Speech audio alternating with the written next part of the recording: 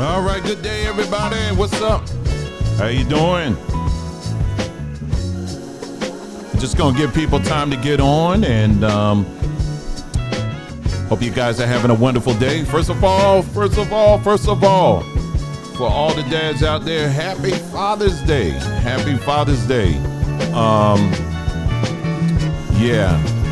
My daughter gave me this today. That's why I'm wearing it. So she gave me that. So I said, I'm gonna wear it. Happy Father's Day to everybody, for all the great dads that are out there, you know, and it takes a lot of work to do that. It's not an easy task, but you know, there are some good men out there that are holding it down at home. We always hear about the negative, but there also are many, many great fathers out there that are doing their thing. And so we hats off to you today. We're going to have a time where people like yourself in the broadcast, where if you want to call in and give a shout out to your dad, you can go ahead and do that. Okay, we'll have that time. We'll have that later on today, later on in the broadcast. Okay.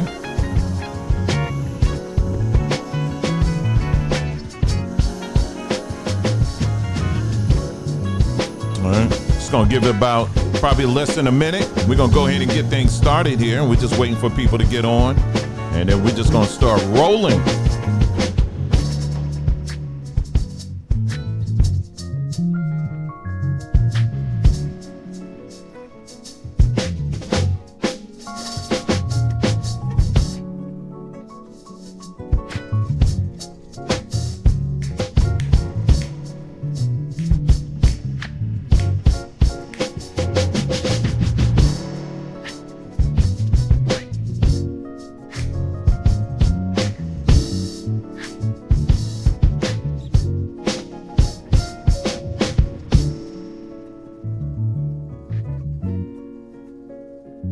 All right, there's people coming in, and we're going to go ahead and kick things off here and get things started. Thank you so much for tuning in. So glad that you guys can make it today. Today it is right now, it is 105 degrees out there. 105 degrees where I am in Arizona. Very nice day. Very, very nice day out there. And as always, I try to start off my day, get my sun, laying out there in that sunlight. And drinking my water and getting that sun. I was walking out there the other, what was it? Yes. No, it was the day before. Day before I was out walking and, and it was about what it is right now, about 105. And I was like, it's still too hot out there. But, man, it was okay going away from the sun. But when I turned around and was facing the sun, you could just feel them waves going. I was like, woo. I said, I gotta drink some water. I better drink some water, because I don't know if any of you have ever had to deal with like dry nose, when your nostrils get real dried out. Oh man, that's just where you got to walk around with a wet piece of tissue in your nose to kind of keep it moist in there. I don't like that at all. My eyes be tearing and all of that. It's just so I was reminded, feeling that heat. I said, nah, let me go ahead and get my, let me make sure I stack up on my water. So I've been doing that and eating watermelon. Yep, sure have. And it's the first wave of watermelon that come in that it just, we're getting the seedless ones, by the way. I mean, the seeded ones, that's what we're getting, along with the seedless. Of course, in this platform, we prefer the seeded. And, but we've been getting those now already. Oh, I would say end of April. I would say starting at the end of April, we were getting the seeded. But the thing is, those early ones, oh man, they're not the greatest, But now they're starting to get to where it is. Because, I got a whole system on how I pick these things, and my system wasn't working. I was like, wait a minute. I done did everything I'm supposed to do. You got to knock on it and make sure that the bottom is all that. But those early ones, man, they will throw you off. I'm telling you, they will throw you off. But now I think we got a rhythm now. So anyway, so glad to have you guys here. And so as today, yes, what we're going to do with this broadcast here, it's going to be our big broadcast, meaning that we're just going to cover several topics. And then what I'll do is afterwards, I will split it up, the video up. And then I'll upload it individually. So, if you just want to hear about one particular topic, you can just go right to that video and it'll be a lot shorter than just watching. If you just want to watch the long version, what we have here, great. I'm glad to have you. But yeah, I'm just letting you know of that. Okay. So today we're going to be talking about, first and foremost, we're going to have a time where if you would like to call in and give your dad a shout out, we'll have a time for that. And I'll let you know when at some point in this broadcast, just whatever. What's your greatest memory of your father? That kind of thing. Okay.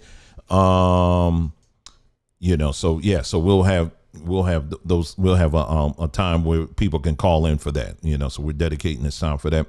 Also, we're going to talk about the WNBA rage engagement strategy. Now, like I've been saying, I'm not really a sports guy, not really. I used to be, but not so much. But business and marketing, that's really something I'm very interested in. And, it's something that I used to do, I do for our businesses, but I don't, I never did it for the WNBA, but, or the NBA, but I have professional experience in that area, and I've actually done that for some time. And, but that is what is hooking me into the story. So when we talk about it, we're not going to be talking about like whose team this person, Caitlin, or whose team Angel. I don't care about the personalities. I really don't. Okay. I really don't care about the race stuff. Not really. It does play some part in it. I'm more of looking at the actual numbers and the strategy. That's all I'm looking at. That's all I'm looking at. So if you come here thinking that we're going to be looking at, oh, you see how they did her, see, they only doing that because she white and all that. You're not going to get that here. Okay.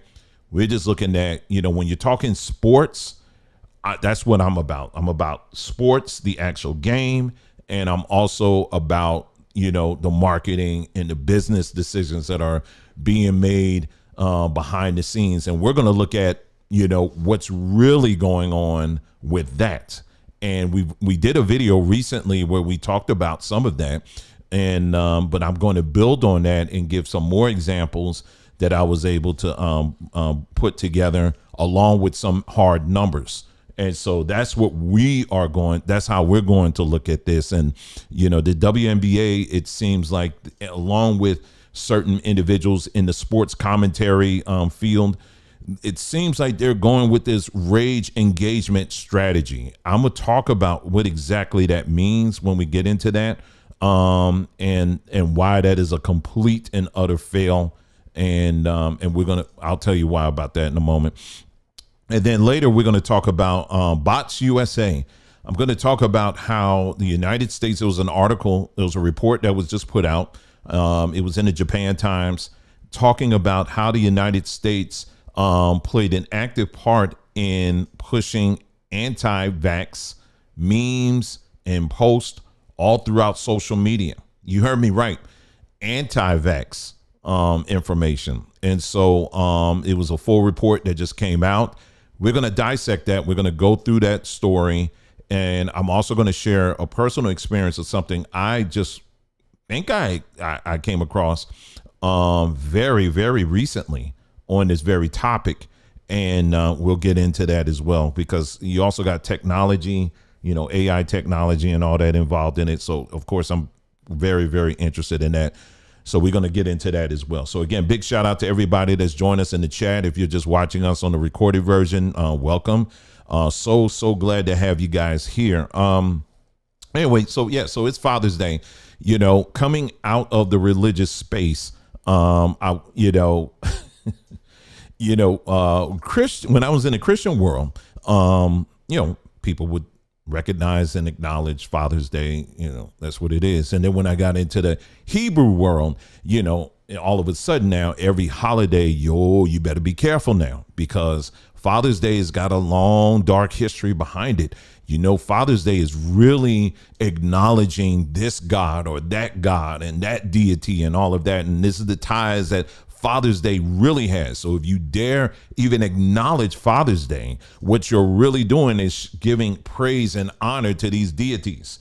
And that's where it just, things that were traditionally in our home had nothing to do with building up an altar and worshiping anybody or anything like that. It was just simply, hey, Dad, I just want to say we really appreciate you and thank you for being here and being a dad and being a father, being there for us. That's all it was. It was the same thing with birthdays. Oh man, I remember my wife. This is like our first early days when we were in the Hebrew stuff. We were in New Jersey, and we did she told me she's taking me out to dinner, and with the rest of the family, and it was Father's Day. It was my birthday. That's what it was. And that was it. I'm a very, very low key person when it comes to birthdays, things like that. I'm not like, hey, y'all, remember, it's my birthday. Or neither do I do this whole like under, kind of like low key, but I really want you to acknowledge it's my birthday. Like do one of these posts where I'm like, I am so grateful to God for bringing me another year. You got to do that to kind of get your little pats on the back. And so people read that and they're like, oh, is it your birthday today? Well, yes. How did you know? I'm not that guy. Okay. I don't say anything. Same thing with our anniversary, our wedding anniversary. There will be times I will acknowledge it, but there's a lot of times I'm not. We're very private in those areas. You know what I'm saying? And I just say to myself, I'm grateful, and that's it. It really don't publicly make a big deal about it. You know what I'm saying? But we're grateful. And Father's Day is one of those days. It's really no different. I'm grateful, but I'm not like okay, now where's my gift? Where's my gift? Where's my gift? No, I'm not like that at all. I'm, I'm glad that, happy that I'm was blessed to have men in my life that set an example for me. And I will talk about a little bit of them in just a moment. And I'm also, very grateful to have an opportunity to be a father, and so I took a quick scan of the religious circuit today and just see, once again, I'm just curious to see if anybody's even acknowledging, Father's Day, at all. I didn't see anything. And I was like, wow. And so, but it's like people are scared to even, the very thing that we need, the things we really need to be acknowledging. I don't care about, it's tied to this. We've been addressed the Hebrew crowd on that, because if you're going to be a stickler on that and try to say, well, it's actually tied to worshiping this God, make sure you check out the video where we actually looked at all your feast days, and what they're tied to. Really, if you think they're tied to, it's just, the God came down and he just gave it to us and that's it. Oh, no, honey. Those feast days, those holidays, the days, those months, the names of those months, they are tied to other more ancient cultures, mainly Babylon. That's right. And so we actually talked about that in great detail. So there's no way in the world you can dance around that. So if you're going to be a stickler about Father's Day, you better go back and start on your holidays. Okay. So for this platform, we're giving a big shout out to all of our fathers out there who have in fact been holding it down and doing what you need to be doing and should be doing, regardless if you're with the mother or not, if you are present for your children and doing what you're supposed to be doing, we really appreciate you. And, and so we thank, we're very grateful for that. I'll just talk really briefly, just in my experience, as far as having a father in my life. My dad grew up in South Carolina, and large family. I'll just say that, large family of brothers and sisters. His father was a pastor, and I think he was a bishop too, if I'm not mistaken, but he was a pastor and all that. And large family. His mother passed at when he was young, and then they had, and his father, I think, remarried again. And I remember the story I think my mom shared about him being at the funeral of his mother, getting his story right. And he said the one thing he remembers about that funeral, he couldn't cry. And so he said he literally had to pinch himself as a child to try to make himself cry. And, I remember that story, because this is when you hear me oftentimes talking about mental health. I think about things like that, men being taught how to express emotion, you know what I mean? And there's so many of our men out there who have not had that example, how to, how to, sometimes you do need to cry, sometimes you don't need to cry, it's okay. There's balance in all of that, but a lot of our men in that arena, when it comes to emotions, expressing emotions, it's that class has not been available. This is why you see all these examples out here of young black men out here shooting each other over the most silliest and trivial things. It'll just be something just insignificant, and then I'm gonna pull out my gun and shoot you and kill you.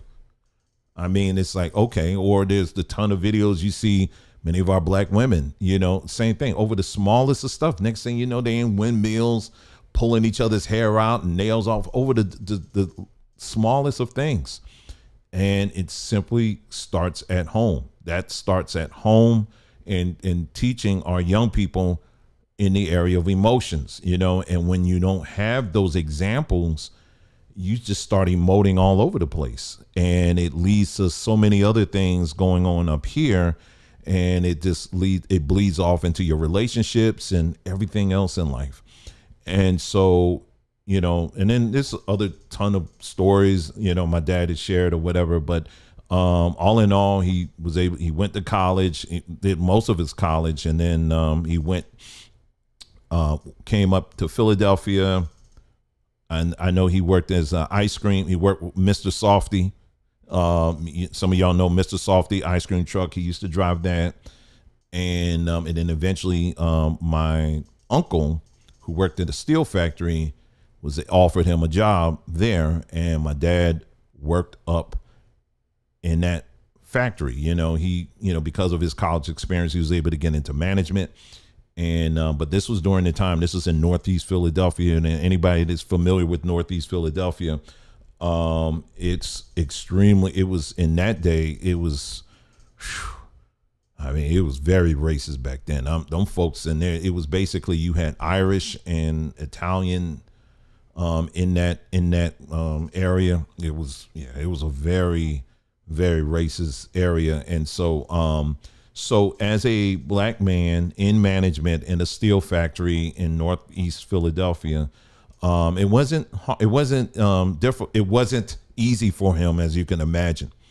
So there was a lot of that burden that he had to carry, but yet still keep a stiff upper lip, so to speak. Some of y'all have that experience. And then this great man, in my eyes, had to take so many things that I was never aware of. And maybe to this day, there's probably a lot of things I'm not aware of that he had to deal with and endure.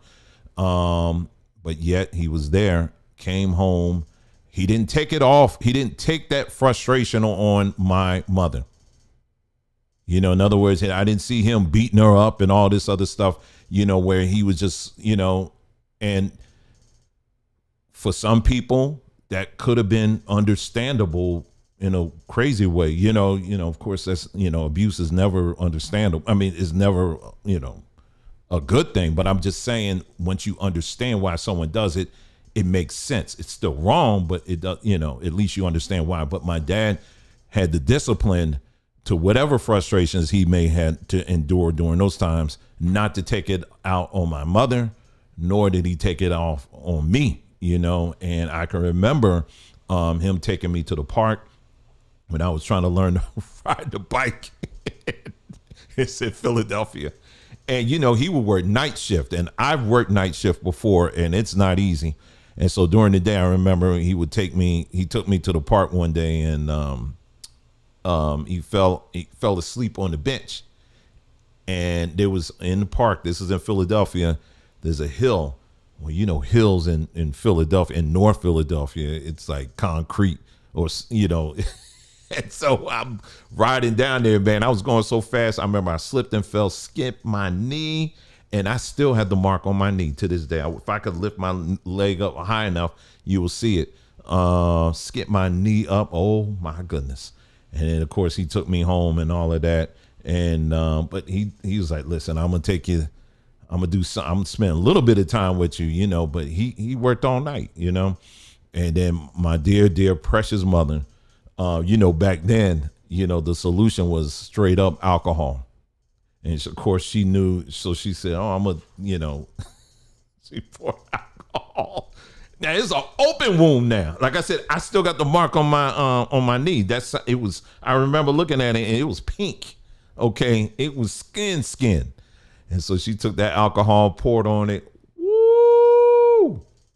My whole soul came out of me and was looking at her like on the other side of her, like, why are you doing this to this? No, but she took care of me. She took care of me though. I'm just being funny. But I was just sitting back thinking about that. But nonetheless, hard worker, demonstrated to me, someone that really loved his wife, definitely loved me, and did, and was the example. And then when we moved to New Jersey, went to a church that was predominantly white. This was an Assembly God church. And then once again, same things that that I was talking about earlier in terms of racism. He had to deal with that and things he had to endure. And that he had a heart for men. He wanted to really make a difference in the lives of men, particularly black men. And so he created a group where he would take them out fishing. They would go out different places or whatever, and he would have breakfasts and stuff. This is stuff he did on his own with his own money. He didn't ask. He went to the church to try to ask them for help and say, hey, listen, this is what I'm doing as kind of an outreach to reach out to these black men. The church basically told him what butt cheek to kiss, and automatically accused him and my mother of, you're trying to divide the church and you're trying to, you getting in all this race stuff and all this. I mean, he was like, what are you talking about? I'm just simply trying to help the men that's around me. They may not be around your behind, but they're around me. And so that's what he tried to do. So he said, well, screw it. I'll just do it on my own. And that he did. And helped a lot of men. And I was there to witness all of that. He also would take time out of his schedule between him and my mother. They would go into the prison system, local prison system, and minister and work with some of the inmates that were in the local prison system. I watched him do all of this stuff, so he wasn't just doing things at home, but he was also doing things out on his own in the community. And I'll never forget. I was as a young man, the racism stuff that he was dealing with in at the church. This was it was an okay church. There was some good things, but there was some things in there that, like I said, they were very bad. But again, religion blinded us to some certain things where you kind of feel like you just endure it. It's just what it is. No, this is wrong. And I never forget as a child in my room, because my room, like I'm in this room right now, the wall over was their room. And I never forget, I heard him one night, literally, he was talking to my mom and I heard him crying. Now, to hear a man cry, it's really something, and that was something I never forget, because he was crying because of the frustration that he was dealing with the people in the church in terms of their racism, the false accusations that they were making towards him across the pulpit. This was a major ministry in the Northeast of the country, major church. This wasn't a small church, major. So all the little innuendo stuff they would say across the pulpit, they were talking about him, that kind of thing. And then, and people would just say all kind of stuff. And then I remember they tried to do something where they tried to bring my parents. They did something where they wanted to bring all these churches together, because there was one particular area. Because my dad was like, I'm so tired. We got all these churches all over the place. Meanwhile, the community is broken and busted. Won't we start at home base and begin to bring these churches together? And let's just start off with the music. We'll do like a music festival. Again, this is something he did on his own, oftentimes out of his own pocket. And so he had to work with the pastors on his own. And but the church that he was part of, they were sending spies and looking behind the scenes and trying to see what he really doing, what my dad was up to, that kind of mess. I'm so glad I was younger then. And some of this stuff I was a little naive to. Because, honey, let me tell you, if it was happening now, I would have been a hot mess. I would have been a hot mess. I would have turned all that out. I'm serious now that I know. But anyway, so I'm glad there's certain things I was a little naive to back then. But anyway, but yeah, and then I got some of it too. I caught some of it too. There was some of the, I remember this one preacher not a preacher. He was one of the ministers of the church. He pulled me up to the side, told me, you are being divisive in this, you're being a divisive person in this church, because guess what? I was following my daddy. I was following what he was doing, the example he was doing. I began to reach out to the young men in our community and do the same thing. And one of the things we would do is I said, this community needs a cleanup. So I went out and I bought some brooms and bags and stuff like that. And I had a bunch of young men with me, all teenagers, and we would go out to their community and we would sweep and clean up the streets, literally just doing on our own. We didn't have matching shirts, or this wasn't something that was funded by the state or the county or the town. No, this was something I was doing on my own. And I would take them to different places and all of that, and we would have our Bible studies, and we would do all of that, and really, and and I can remember times having Bible study in one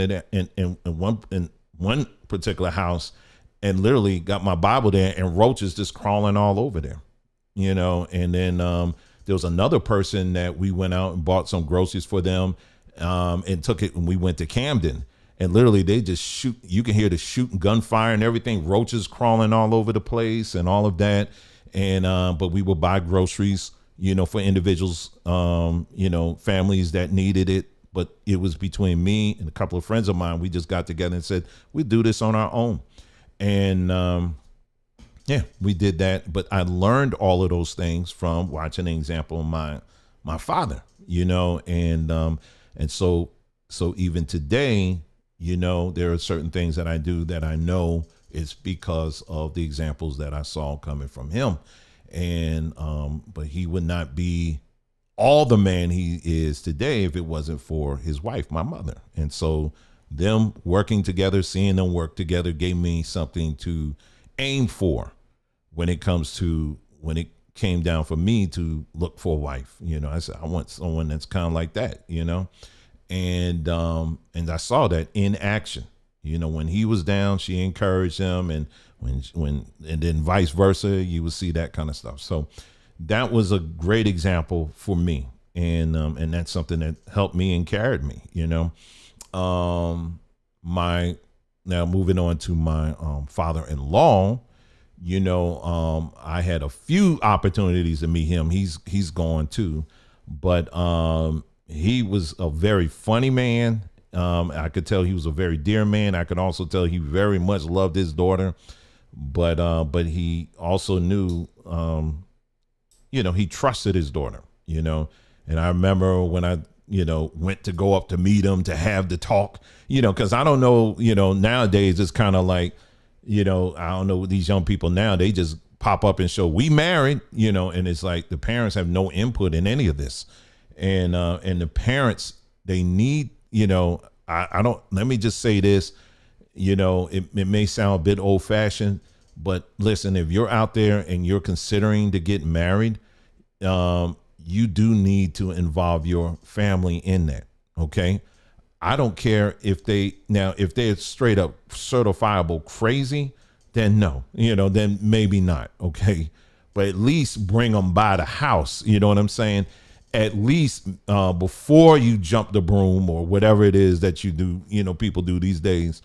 Before you do that, find somebody. You got to have somebody in your house that's mature and know what they, and got their head on straight, and at least run it by them. You know what I'm saying? I do believe, like I said again, over and over again, I'm never saying that you got to throw out the whole Bible. There is some levels of truth in it. One of the things that I do hold on very dear to me is in the multitude of counsel, there's safety. And, there's too many of our young people out here that are jumping into these relationships and they don't have a multitude of counsel. Their multitude of counsel is on social media. And you're talking about something where you're making a lifelong commitment, but yet your multitude of counsel is in the chat room. Come on, man. You know what I'm saying? My daughter, sometimes she like, some of y'all may know about these, it's on here on YouTube. They have these, they're like dating shows. It's the Pop the Balloon dating show thing where they have like a row of men or they have a row of women. And then the person comes in, and then based on it, and then if it's something about the person you don't like, you just pop the balloon. Sometimes people come in, they don't even say anything, and then all of a sudden all the balloons get popped because they just turn people down on sight alone, that kind of thing. So, it's kind of funny to look at to some degree. It's somewhat animated, but it's not, it's not real life though. To some people it is, but that's not really real life. but things have clearly changed. But what I am saying is that if you are someone out there that's looking to get married to somebody, make sure, please,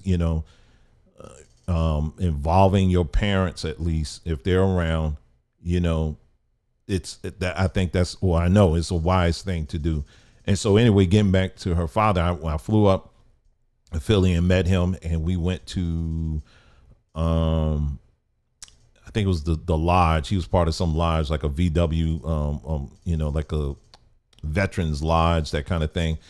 And look, that food was good though. Shoot, old black men in there, they were throwing down. Anyway, it's good if it's like years later. I still remember the food, but anyway, and yeah, he said, listen, he said, I trust my daughter. And he said, listen, let me tell you something. If she didn't like you, you wouldn't be sitting here, basically. He said, and she's a tough cookie or whatever. He said, but I trust her decision. And if this is something she wants to do, I'm all for it. It was a very simple conversation. And we went back on eating and kept it moving, but Nicole used to share with me stories about how he would always say, you're a winner, remember who you are, that kind of thing. He would periodically just be telling her to speak it, say what you are, and he would do, tell her, encourage her, tell her things like that, and just had high expectations for her. And, that's always good, speaking positive things over your children, that's what fathers do. And so I remember that, I'm sure my wife, she has a lot more story. Well, I know she does a lot more stories than I do, certainly, for sure. The other one I would say is my grandfather on my mom's side. Same thing. I remember him. I was a child. If I had some pictures, I would share it with you. Every year they would come up from South Carolina, and I can still see him now. I remember one year they bought me a little hard baseball hat, and then remember them big wide baseball bats, the big wide. It was a red one. And I remember he would throw that ball to me, and then when I finally would hit it, that thing's so wide. I mean, you can pretty much hit anything there's no bad pitch with those bats, And man, I would hit that thing and go, pooh, and he'd be like, whoo, I thought I had won the World Series. And that's what he made me feel like, and doing that. And so, and then the same thing. I saw how gentle and tender he was with my grandmother. I remember he would, when we would go down there to South Carolina to visit him, he would bring back some watermelon. Let's see what else. He would bring back squash, string beans, and all of that. And he just, he would go somewhere, and then and all of a sudden it appears. That's all I knew. And then, but he loved looking at the Atlanta Braves. He would sit on his couch and look at that, and I'll be right there with them. I understand what was going on. I really wasn't into baseball at that time, but I would sit along there with them, and then eventually fall asleep because it was so hot up in there. But anyway, it was still nice to be with him and to see him and, to be with my grandpa, and all of that. So, so I have a quilt, if you will, of some positive influences in my life that I can point to. Did they do everything perfect? No, they're absolutely not. But I can glean on the things that they did right. And for those things, I'm very grateful for. And, I want to give, pay homage to them for that, And so, trying to find something here. I'll show this video here. So, yeah. So if you have a father, yourself, he may not have been perfect. He may not even been there, still, this is a great time to at least remember the good things, the good things that they did. And it's okay. Some of those memories, I know for some people, it can be a bit painful. I understand. We hear that God's name is Yahweh. Hold on. Let me tell you something about Yahweh. Hold on, y'all. I've spent the heck is that? What is that playing? Oh, that's another video. Okay. I was like, what the heck is that? Anyway, yeah, for some of you, some of those memories might be a bit painful, father may not have been there. And you know, but I get it. I totally get it. You know, that's something I personally cannot relate to. But what I can tell you is that don't allow that experience to overshadow the many positive experiences, the men out there who have not done those things like you've experienced. You understand what I'm saying? Because I know it can be a little bit difficult where if you've been scarred or, you know, by, you know, a father or father figure or whatever, it can taint how you see other men. What I'm saying is don't allow that to happen, you know, because that's not really an accurate picture. There are some very good men out here that are doing things right. And what we can't, what I would also recommend too, again, it's something I say repeatedly, for some people, you may need to get some help. You may need to get some counseling, you know, on that, so that you can truly be healed of that. You know what I mean? You need to talk to some people. You need to talk it out, you know, and work that out, because I'm telling you, if you know, there's that saying, like they said, is hurt people hurt people. And if you're an individual that's been hurt, chances are you are indirectly or directly hurting somebody else until you get that healed. And or that somebody else might be you. You just keep holding it in, and you're wondering why you're suffering from all these different ailments and stuff. It's because there's something there that was not healed, and because you never talked that out. And so I would encourage you to do that. You know, do that. There's this video here that I came across here as we're kind of transitioning here to. Where is it here?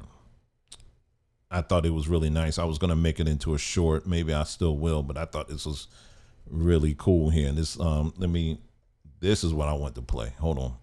Hope y'all can see it. So, come here. Come here. Come here. Pull my hand. Pull my hand. Put it up. Them on each other. This is cold.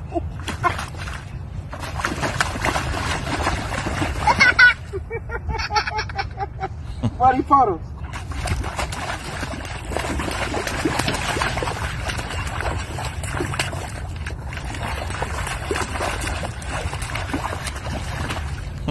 Buddy puddles. Look at buddy puddles.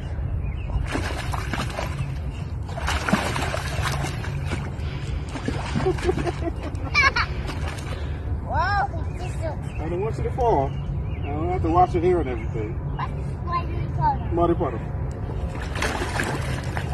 Whoa! It's getting thick. Come on, Mommy Pig. No, thank you, Pepper. Ain't that nice? Oh man, how about the other day? I was in. We went to. Man, it's a store we went to. We were in the mall, and it was a store that we were. I'm walking through the store, and it's this mega store, right? I can't even remember the name of it. And I was with both of my children, and you know, they adult children now, but they were like, and I said, well, what's that over there?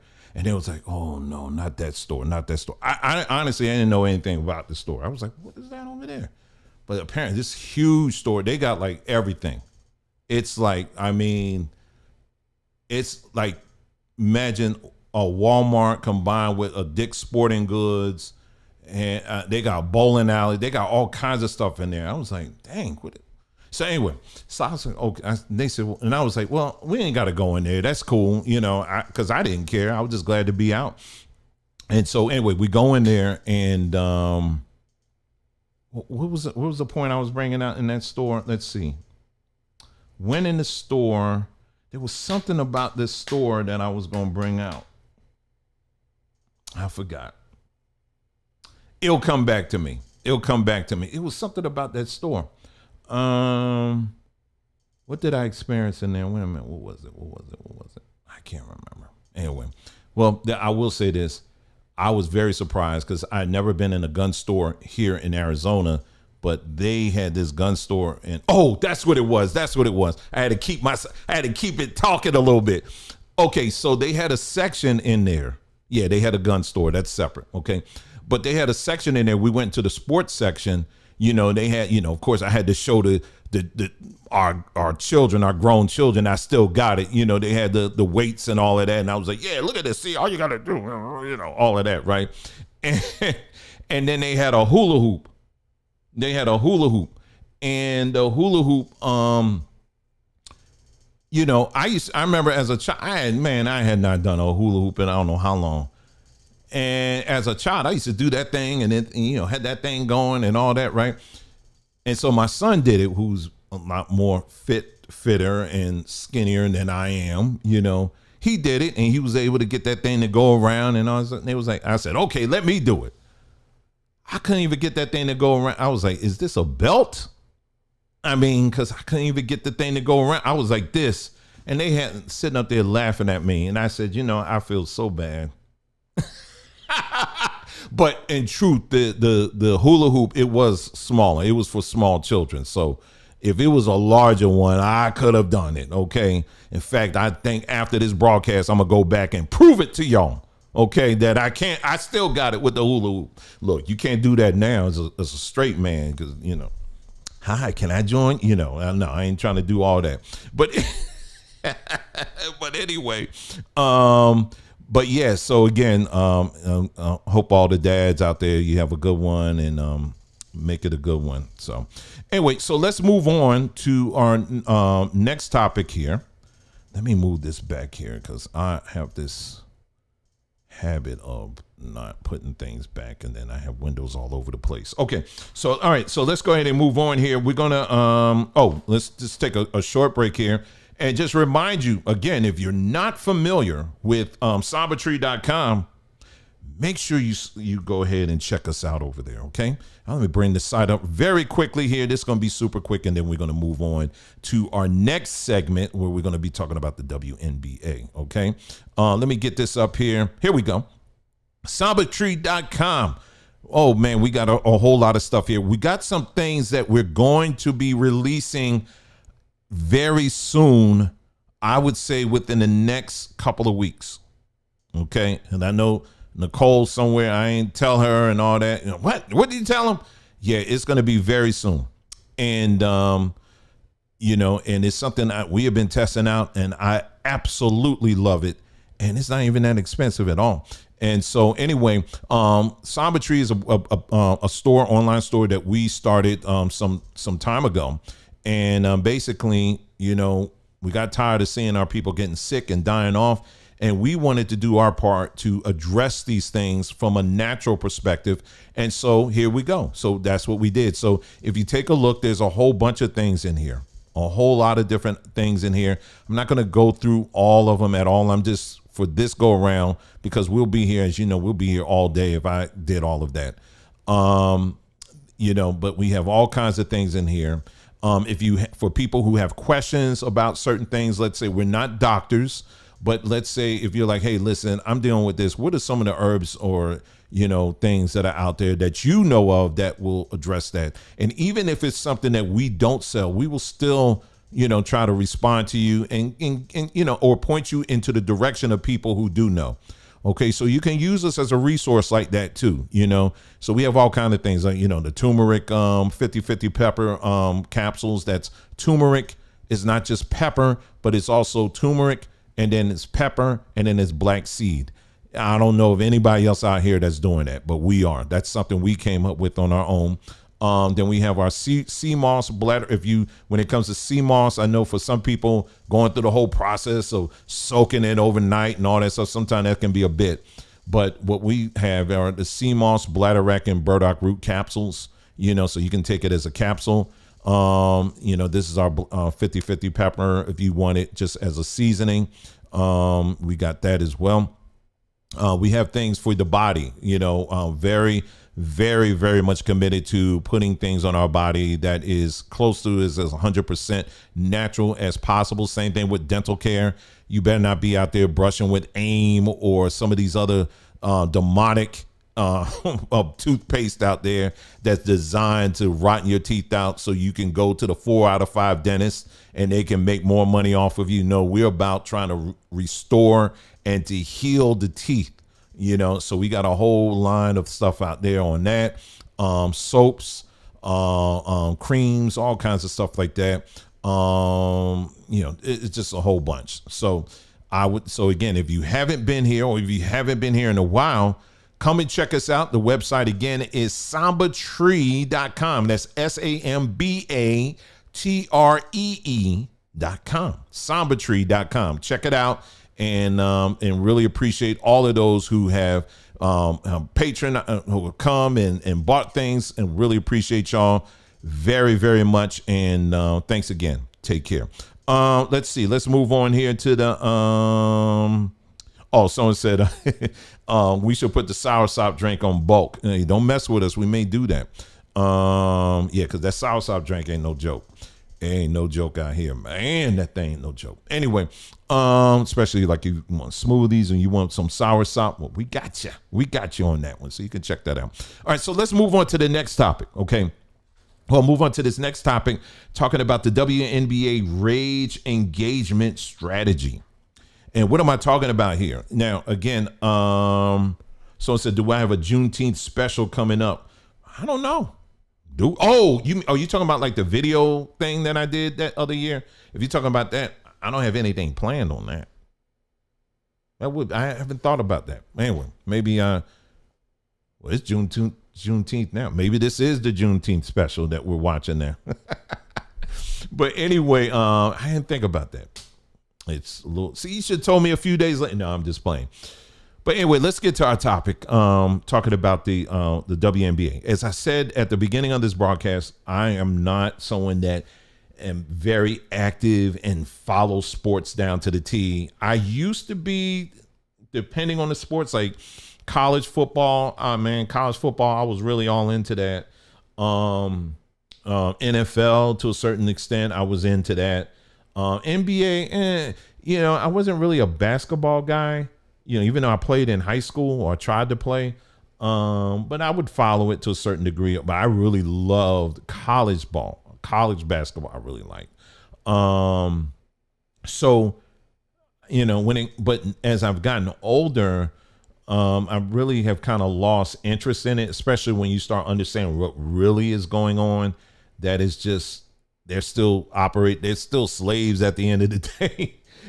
So that kind of took a lot of the air out of the sails for me when it comes to sports. But I still check in from time to time, especially if it's something, it's a major game or something like that, But if you come to me, I'm one of those guys, like if I went to the barbershop, which I haven't been in a long time because these barbers are losing their minds over these prices. And, a haircut like this, it's a baldy. That's it. Nowadays, my son, he gets kind of the same thing. And he went into the barbershop recently and they were like, oh, yeah, that'll be $50. I'm not paying you no $50. I'll learn myself. I'll get on YouTube and figure it out, but anyway, that's besides the point. But I'm one of those guys, I go in the barbershop and every now and then be like, yeah, man, you remember the other day when you saw that guy, Jim Johnson, man, boy, Jim Johnson, man, what you think of him in this play? And I'm like, hey, yeah, boy, let me tell you, don't be saying nothing. I don't be saying absolutely nothing because I don't know. I don't know these people. A lot of these people, I don't. I'll tell you out the gate, I don't know. Not a lot of them. There's some I do, but I'm not there, But anyway, this whole WNBA thing, which has been way off my personal radar because like a lot of people really weren't watching it. It's not that women's basketball isn't interesting, because it is. I mean, especially if you ever watch women's basketball in high school and then in college, it can be very competitive. But it's the WNBA, it kind of has phased out, it's not, it's not on the same level as NBA, and where I get, and there's reasons for that. And I've talked about that, but bottom line, In the last video where we did talk about this, I said this. I said, you're talking about a sport that is from the jump it started as a male sport. You understand what I'm saying? That's what it started as. So people who are into sports are pretty much programmed to always see the NWA. Wow, where am I going with that one? They're pretty much programmed to see the NBA as ultimately is always a male sport. If I'm gonna watch basketball, for the most part, most people are going to look at it at the male version, right? NBA. They're gonna look at that. You know what I'm saying? And it shows. Same thing with the NFL. You got the regular, and you got NFL, right? People want to see the big 6'7", 6'9" dude. You know, they want to see the fastest runner. They want to see all of that. They want to see all that. They want to see the men just crashing on against each other and all that, and jumping over the defense line and all that. We want to see all of that stuff because that's what football has always been associated with, is men, right? But they try to do it with women, but now they decided, well, we're gonna do a women's league, but we're gonna have them run around in their underwear. Yeah, I forgot what they called the league, but they have them running around with a bra on and skimpy little underwear kind of things on. They put shoulder pads on them, but that's the only way they can get people to actually watch women playing a sport that is traditionally a male sport. And that's just what it is. That's not my call, so don't get mad at me. That's just what it is. So there are certain sports that, people will ultimately always see it as a male dominated sport.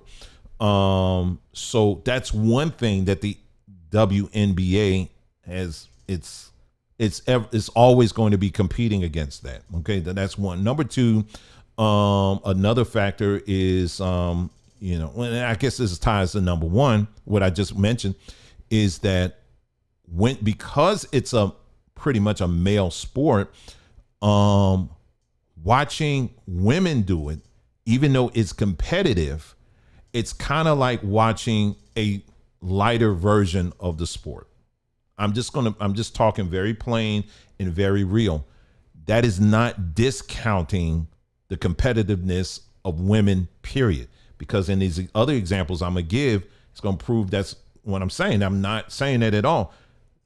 Women can be extremely competitive in sports, but when you're dealing with a sport that was traditionally a male sport, that's a very hard hill to climb, and it will always be that.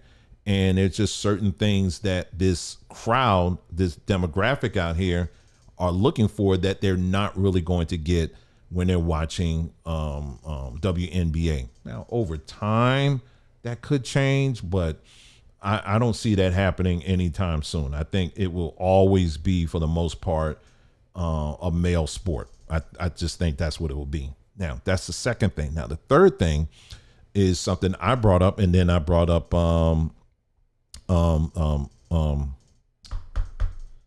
individual who used to play WNBA who proved my point, and that is that the WNBA has another thing that they're competing, that's a part of the culture, and that's a lesbian culture. And a lot of these sportscasters, they will not talk about that. These sports talking heads out here, they're not talking. They're not even bringing it up in the conversation. And it's a real issue. And what I talked about in the last video when we were talking about this is that, number one, these pro sports, all of them are ultimately targeting the demographic that has the money. When you look at NFL, when you look at NBA, when you look at professional sports tickets, those tickets are very expensive, especially when you start getting into season tickets, when you're looking at season passes online, on cable or whatever. These things aren't cheap. They're very expensive. And most of the people that buy those things are the people that have the money. Obvious, right? Well, who are those people? Who's the largest demographic? It's mostly white people. And so, and that's ultimately who they're targeting. And so, white people in this country have already made it very clear, when it comes to sports, they are very adamant in what they want to see. This is just life, y'all. It's just what it is. And I ain't got no problem with it. It is what it is. But they've made it very clear. And what I did in that last video, if you watched it, we talked about how in many cases where white people, mostly white people, have gotten together and said, hey, listen, we don't want, and in case of some of these other sports where you got trannies, men that are now trying to compete against the women, compete against women in women's sports. And, taking first place, it was this guy who's a swimmer who was down in the hundreds. I mean, he wasn't hardly nothing when he's competing as a man, but then he got the bright idea that, hey, I'm going to compete as a woman. And he did that. And now he's number one. He let his hair grow out. Now he's number one. And then you got same thing in some of these other sports too. And when it comes to track or field or some of these other sports, basketball, now you got men that are now wanting to compete as women, right? So when you look at a lot of these organizations, and we actually pointed to one of these organizations, a lot of these organizations that are coming together and are actually taking schools or leagues to court, the majority of those organizations are made up of white people, right? So they have made it very clear there is no blurring of the lines that they are with when it comes to sports. They believe that women's sports should be women's sports, men's sports should be men's sports. They've made that very clear. So that same demographic when it comes to sports, period, that's how they're looking at. Now, when it comes to black folks, on the other hand, it gets a little muddled up a little bit. To my knowledge, there is no organization out there that's taken a similar stance when it comes to that. In fact, you'll see that we are participants in that. I gave an example of that. There was a track team in somewhere, I think it was in the Northeast, where the two of the women's track team, where two of the men who, it was two guys that wanted to participate in a women's track team as women. Now that's what they're doing. And now and then in the news report that I played for you, they said they had the full support of their friends and their family and their community. And so what I'm seeing happening now is, by default, black folks are being shoehorned into supporting the LGBT agenda. You with me? And even though traditionally, by and large, our demographic isn't a proponent of LGBT, when you look at the actual culture, you'll see that we will support it, provided if it fits in these certain boxes. Like in the church, for example, in music, hey, listen, I'm not with homosexuality. I ain't with no LGBT, but man, listen, bro, sis, he can sing. So as long as he can sing, he's all right with me, or she is all right with me, or he, that woman that sings tragedy, common great, I ain't going to try to sing it. Well, she's a way open lesbian and been that way for years. And, but people go around, hey, we don't care what the girl can sing. You know what I'm saying? We don't care, but when she get on that mic, she's singing them old hymns that I used to like when I was growing up. I look, and they, grandma and grandpa, who traditionally ain't with that lifestyle, but they, those songs, on the other hand, they be singing along with them, right? So by default, you will, that's the backdoor way they're able to get black folks to support the LGBT stuff, right? Same thing in the world, the wider world of music. There's many artists out here that are, that fit into that demographic, LGBT. And even though, like I said, again, black folks as a whole, we're not really strong proponents of it. But if the person can sing, we cool with that. If the person can act, if it's an actor or an actress, same thing. As long as they can act, do great movies, I don't care. It's fine. I'm with that. But by itself, on its own, the issue on its own, no, black folks typically won't grasp onto that. Well, it's no different in the area of sports. Specifically in this conversation, we're talking about the WNBA. The WNBA, as you know, it's It's been in existence for like over 20 years. And they have been practically trying their best to get a crowd, to get an audience. And, you know, they do have a demographic that does follow them. You got some white, some black. There was the article I think I read, was it an article? It may have been something else I was looking at. They said they can't even give tickets away. They try to give tickets away at one point. They said people weren't even taking them because there's a low interest. And the reason why is because, again, this demographic, the larger demographic that has the money, they're not interested. They don't want to see what I'm about to show you. This is not what, when they pay their money, they are not trying to see this. They're not trying to see this. Okay. They're not trying to invest in this. This is not what they want to see. You understand what I'm saying? They don't want to see this. Now, do you have white people who are, you know, in that lifestyle? Yes, you do. But when it comes to sports, they've made it very clear this is not something they are comfortable with. They don't want to see this. So they're not going to invest in it.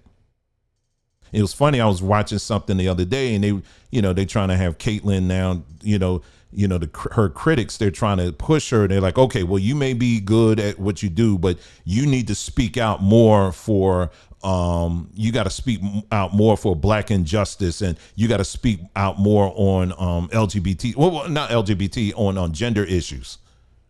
And she was like, well, I'm just here to play ball. I don't know about all that, but I'm here to play ball, and that's it. And I respect my other players that are out here, and that's it, and we play hard and we keep it moving.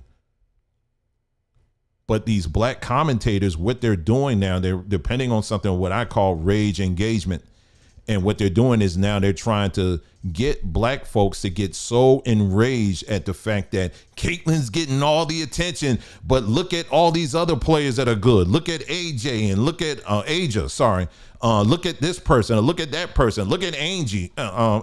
Look at all the, you know what I'm saying? I say Angie. Wow. Angel. Look at all these other players. Look at all, they're not getting the same attention, but Caitlyn is, that kind of thing. And so what they're doing is they're trying to push black folks to get involved, to get engaged, to defend the race, a race aspect that's there, but not really there. But they're leaving out this angle because it's already been proven by the numbers that like I said, first of all, the white demographic ain't really rocking with this when it comes to sports. The black demographic ain't really rocking with this when it comes to sports. But what I'm noticing now in when I go on Twitter is that I'm seeing a higher engagement rate of black people when it comes to the WNBA, but now it's kind of like enraged. It's more like, we got to protect Angel. We got to protect Aja. We got to protect, name the top players in the WNBA. It's more of, we got to come and do our duty and we got to do our part to protect our black players. It's not even about the game anymore. Now it's about everything else.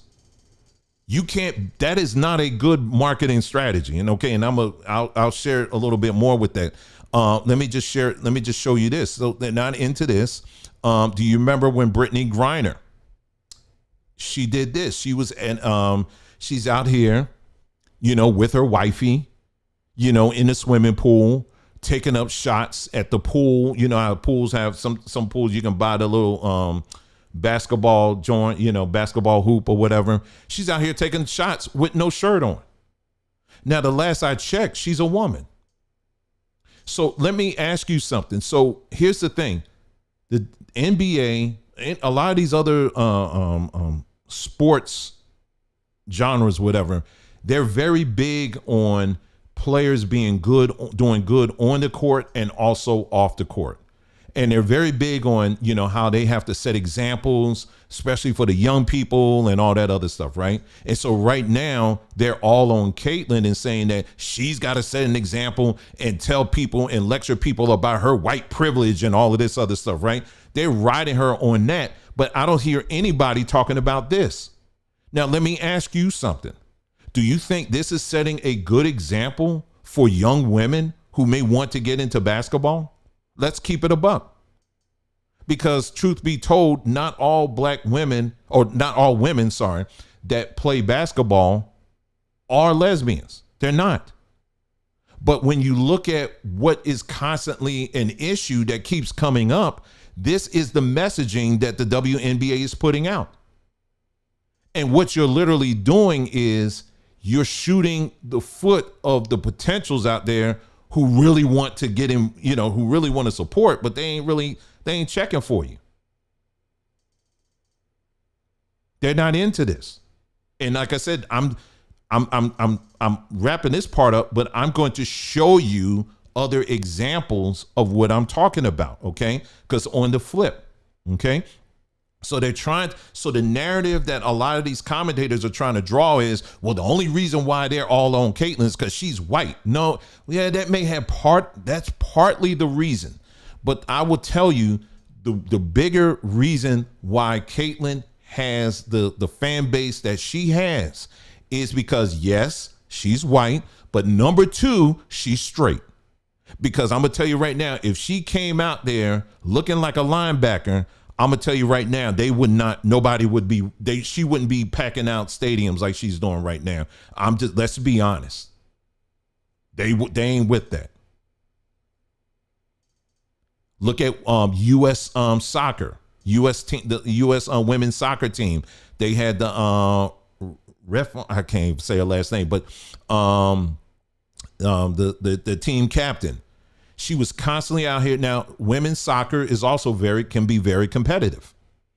But this woman kept running her mouth and started talking about how, you know, we need to get paid the same level as the men out here, and it's not fair, and start trying to run that campaign. And she got all the, posing like what you're seeing on the screen here with her wifey or girlfriend, whatever it is, and really going hard with that agenda. And guess what happened? People start turning away. They was like, man, I ain't checking for that. I don't care about that. It's bad marketing is what I'm trying to tell you. This is just the facts here. So what some of these people then will do is they'll turn on the people that you're trying to reach out and trying to get them to watch you. And now you're trying to attack them for not supporting all of this. You understand what I'm saying? Meanwhile, black folks by default, I hope you guys are tracking me. You are not only are you just getting engaged with your rage and seeing this strictly as only a black and white thing, but in your enragement, what you're doing is you're also by default trying to support a lifestyle that many of you do not support. You see how they get you? This is why they always keep black people in our emotions, because we don't think, we don't process these things. And like I said, black folks really were not checking for the WNBA. And I would say it's partly because of this reason. A big part of it. So let me move on here. And I just have some examples here because people want to try to paint this picture that, well, white people, they just racist and they will always be racist, and, they'll never support a black woman. They'll never do that. And I'm hearing a lot of that nonsense. Well, let's take a look at some of these other examples here. Let's look at some of these other examples here. Simone Biles. Now, Simone Biles, she's an individual, as y'all know, beautiful young lady in the U.S. gymnastics team. I mean, she's mopping the floor. This girl, who is this? I mean, she is mopping the floor, man. She came out with a bang. Now, she will tell you her stories of the racism that she endured, right? But she was able to push through that. I'm sure she still deals with it to some level. And she was able to she's at top of her game. And then, she had some issues that, again, mental health. She said, hey, listen, I'm stepping away for a while. I'm not going to do this for a while. She did that. And people, kind of got mad a little bit at her, but she was like, man, what butt cheek you want to kiss? Because right now it's about me right now. And she did that. She took care of herself. She came back, and on my timeline, I keep saying she getting awards for this. She continuing where she left off. The girl's mopping the floor. She is a legend in the gymnast world. I mean, you should see how other gymnasts, I don't care what country they represent or what color their skin are, they respect and revere this woman. But what's the difference? She is a young, beautiful lady, but she ain't out here looking like what I just showed you on the screen. She's not doing that. And that's why one of the main reasons why she's getting the attention. She ticks all the boxes when it comes to marketing.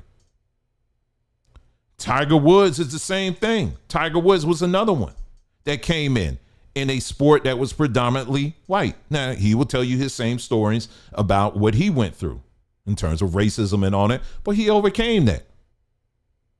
You know, again, I ain't commenting on he married, but he going after these white women and all that. Nobody's talking, like I told you, I'm not getting in all of that, okay? I'm just talking about what they do on the field, on the court, on the green, whatever. And Tiger Woods was the definition of golf for a very long time. I mean, he was the face of golf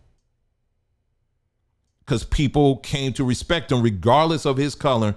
They respected what he did on the court, now on the field. But then it was his personal stuff. In this particular case now, his personal conduct, that's what really became the big thing that overshadowed, I think, his what he was doing on the green. So he sabotaged himself. But I'm gonna tell you right now, if he didn't have those issues, they would still be treating him almost like a god. I'm serious. So it's your people are looking at the whole package. Do you understand what I'm saying? They're looking at the whole package.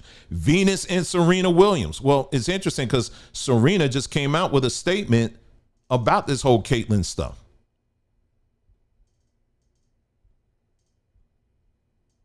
It's right here. Serena said, here we go. It's, they of course had to bring her into it. Now Venus and Serena, as you know, same thing, same kind of story of struggle and all that they had to go through. Top of their game, legendary. They're packing out anytime they were going to play. People, they shut it down. All the seats are bought up. Anytime they would play, the name itself holds a whole lot of weight in the world of tennis. It still does. But again, these women, Venus and Serena, they were feminine. I don't care what the critics will say. Well, she looking like a man and all that stuff. That's the racists. I don't care about what they got to say. But for the most part, these are beautiful, feminine women. If they came up there looking like He-Man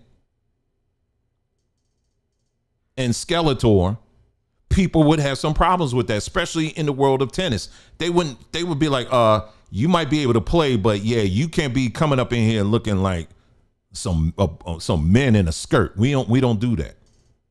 Because they're very finicky in that arena. But they were feminine and they were fine. When it came to their playing style, they was able to play. They did their thing and they set marks. Again, that demographic that's into that sport, that pays the money to push that sport on, that is the boxes that they are looking for. They're not into you got to like her because she's black. No, there's other boxes too that you got to keep in mind. You know what I mean? And so anyway, so this is what she said here. She said,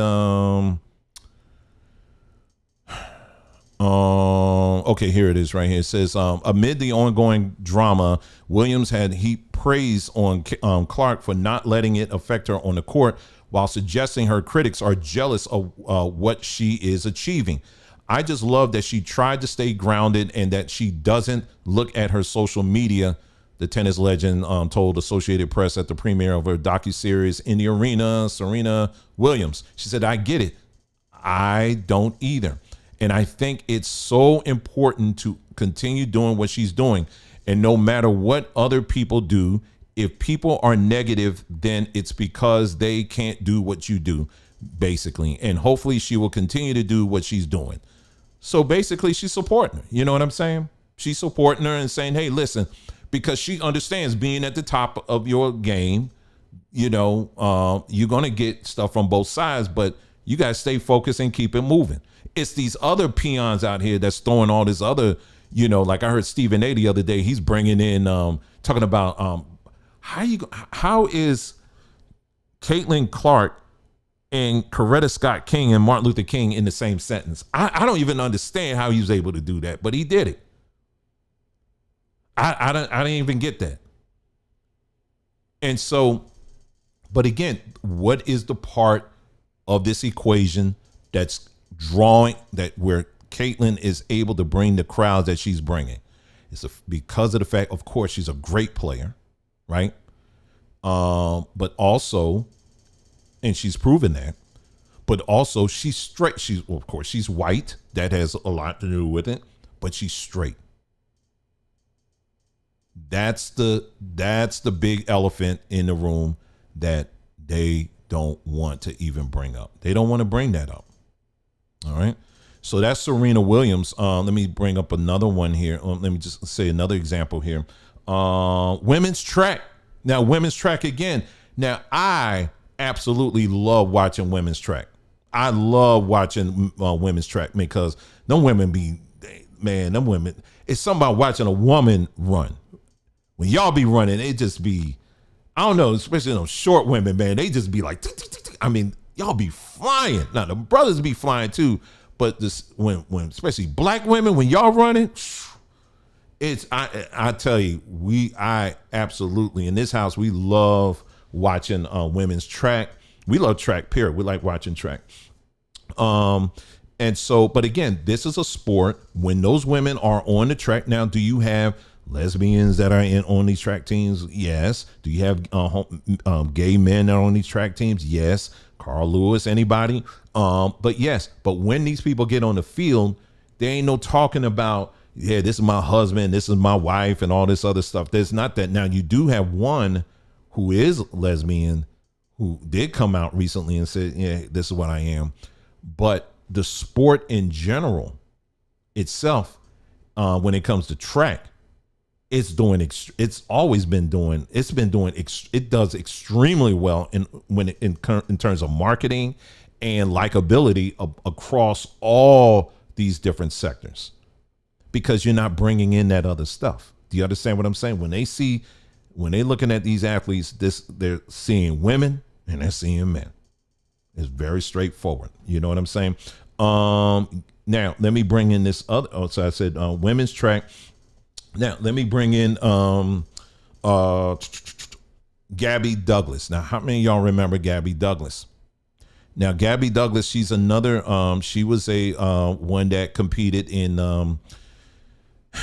She was a gymnast. I don't know if she's still doing it or not. I'm not sure. But she was a gymnast, and do you remember and she was very good. But do you remember what happened? One of the big things that came up with Gabby Douglas. Again, she was another sister, top of her game, right? People on all sides loved her, except one demographic. Let's read what for those of you who don't remember, I remember this very clearly. Okay. Let's read the article. It says, on Friday, ESPN intern Skylar Diggins won an NCAA's most accomplished college basketball players shadowed me the day. Okay, I don't care about that. But a considerable portion of the conversation wasn't about sports media, but electrifying gymnast Gabby Douglas, who won an individual gold medal in the all-around event and also helped the United States win the team competition. It was the first team gold for the U.S. since the 1996 Olympics in Atlanta. I wish I could say that Diggins and I simply gloried in the Douglas's inspiring accomplishments, but unfortunately, we spent a lot of time talking about Douglas's hair. How many of y'all remember this? All right. That's because too many people took to Twitter and Facebook, and sadly, many of them were African American women, to degenerate Douglas because her hairdo apparently wasn't up to people's standards. It's sad, Diggins said, shaking her head. Instead of basking in the fact that Douglas became the first African-American woman to win the individual all-around competition, people on social media were making jokes about how this 16-year-old phenom was in need of a perm or, the very least, a more kempt ponytail. It makes me absolutely sick to see these comments about Gabby's hair, said Swin Cash, the decorated Team USA forward who was in London for her third Olympics. What sickens me more is that mostly people from our own community. She is a beautiful, talented young lady. I hope she ignores the ignorance because she's an Olympic gold medalist. Enough said. So in this case here, you had this young lady who was on top of her game. She's liked by all sectors. White people liked her, black folks liked her, anybody else around. I mean, China, all these other groups, the Romanians, all these people, they respected her because she was extremely talented. But you had this one demographic that had a whole lot to say, and I remember it. It was all on Twitter and everything else. It was talking about her nappy hair. How you gonna be up there? Now this girl done doing twirls and flips and jumping in the air, all that what gymnasts do, doing all of this stuff. It takes great discipline to do that. And the only thing these nigresses had to say about this young woman's accomplishments was that her hair wasn't done right, and she at least need to get her hair done right. She need to get a wig and a weave. And she had to address it. She had to address it. The gold medal wasn't enough. She had to address about her hair. She had to make an address about it.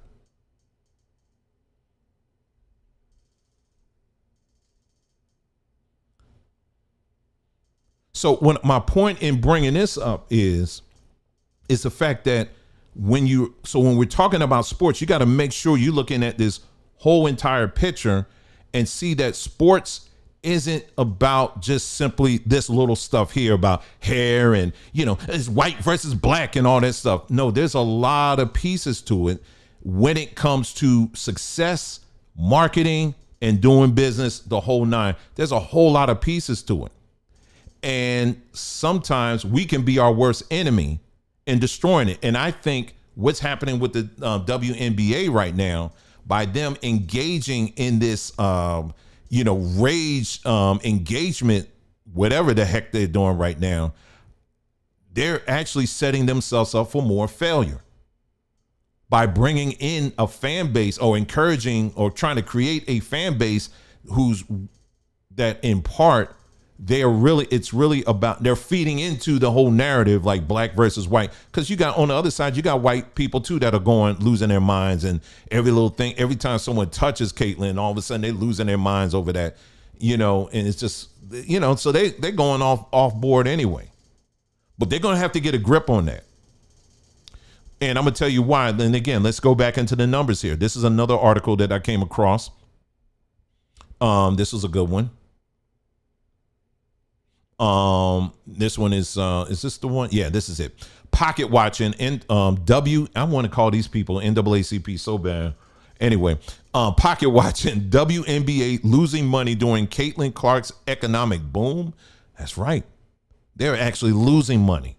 And they've been losing, the WNBA has been losing money for a long time. Did you know that the WNBA is being carried by the NBA? Yes, the NBA is carrying the WNBA financially. All right, so let's read the article and we'll find out more about why they're losing money and how much they're losing. All right, the Caitlin Clark effect is real. Since the former Iowa star signed up with the WNBA draft, a buzz surrounded the WNBA, although simmering for the past few seasons, bubbled over to the point of record ticket sales and spiked TV ratings. However, the WNBA isn't reaping the financial benefits due to its partnership with the NBA, right?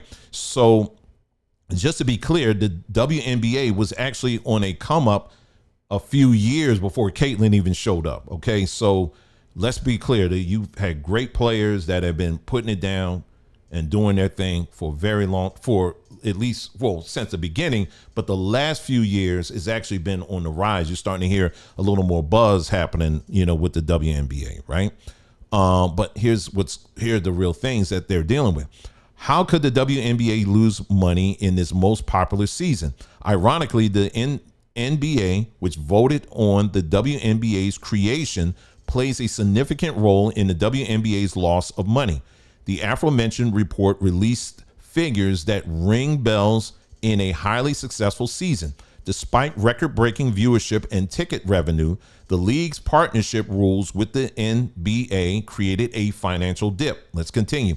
Once seen as a circumvention to harsher realities, the NBA has lost money due to the WNBA's inability to cover the cost of running a league with professional athletes. The partnership with the NBA is now hurting the Women's Professional Basketball League. In its current deal, the NBA finally sees a return on the WNBA's partnership. However, since the NBA finally has money to take from the surging WNBA, that means the franchise of the latter league finally feels the hit of the former. All right. So let's continue. In 2018, Adam Silver revealed the NBA loses an average of $10 million annually. So they've been losing $10 million annually. Never has the WNBA covered the NBA's losses. However, it's time for the Women's Professional Basketball League to pay its dues. Unfortunately, the teams and the league can't fully celebrate the newfound interest in financial commitments to the WNBA. The NBA receives about 40% of the WNBA's revenue and outside investors. The WNBA raised $75 million from Nike, NBA owners, the NBA itself, and others in 2022 to get roughly 20%, leaving the teams and players of the WNBA with about 40% of its own revenue, the Post reported. Thankfully, this current situation is not in perpetuity, and the following media rights deal is reportedly a seismic financial rise in revenue. According to the Post, media revenue alone could increase from $60 million annually to $180 million to $200 million, if not higher. So they can turn it around. But right now, it's not in this article. I thought it was in this article. In this article, this year in here it is right here. According to a Washington Post report, the WNBA and its teams will lose about $50 million this year. So it's going up from $10 million that they're losing a year. And now this year, even with Caitlin Clark, they're up to $50 million that they can potentially lose this year. Okay, so what I'm saying in conclusion with all of this is that what is the Caitlin effect? It's what I've been saying. Number one, of course, she's white, but it's white and she's straight. That is what is the key. If you are someone that's truly into marketing and looking at the metrics of everything, you're going to look at everything. You're going to look at all the details. You're going to say, okay, we've had all of these great players in the WNBA for all of these years. Why is it all of a sudden now she come and all of a sudden all these people, they all into? It's not that they haven't had, and the WNBA has had white players, and they still do, even before Caitlin. Right? But I don't know if they've been at the level of play that she has brought. I'm talking about the white players, right? But what she is bringing to the table is, number one, that social media ain't no joke, right? The social media that she was able to, generate or whatever, but it was because of her playing on the court in college, right? But also, so she's white, that social media plays a part in it, and the fact that she is straight. Those are the factors that is behind why folks are all up on her. You know what I'm saying? And why she's able to pack out stadiums, because the dominant culture that the NBA, the WNBA, are trying to go after the dominant culture, which has the money, the extra money to spend on these tickets. They are not interested in what you see on your screen. It's not because they're black. It's because of what you see here. Do you understand what I'm saying? And if you notice, I also got two white women here too. They're not interested in that. So alone, they're not going to invest in that. They're not interested in that. They're not interested in seeing WNBA players out here taking shots with no shirt on. They're not going to invest in that. But what a lot of these companies typically do when they're really hurting in the marketing area, they always turn to black people and try to get us enraged about something and try to turn it into it's a black versus white thing. But it's a bad strategy because you got people now that are talking about everything else, but not talking about the actual game itself and these players. The fact that you had all of this drama, all of this attention on two teams, Chicago and then Indiana, they're like way down in the league. I think the top team in the WNBA, I think right now is the New York Liberty, I think. If they're not at the top, they're near the top. But there's more buzz on these two teams that more than likely they're not going to even make it into any championship because they're so low. I mean, they both have losing records. They have Chicago and Indiana. They both have losing records. They probably not. I'm sure that, at this, they might make it. I don't know. I mean, anything's possible. But why is there more attention? But the fact that there's so much attention that they're trying to put on this rage attention on these two on people like Angel and Kennedy and some of these other players, and then black folks, we feel like we got to come engage and be in defense of these black players. But there's really not a whole lot of attention on these top teams. You understand? That's some backwards market in there. All your attention should be on your top teams. So their marketing, they're literally like all over the place on this. And if they're going to have to clean this up, and they're going to have to start trying, these commentators that are out here that are trying to turn this into some kind of big race thing, they're going to have to get off of that and begin to start focusing on, if you're really serious and you really want to have a conversation on what's really holding back the WNBA, you better make sure you bringing up all these different things that I just talked about.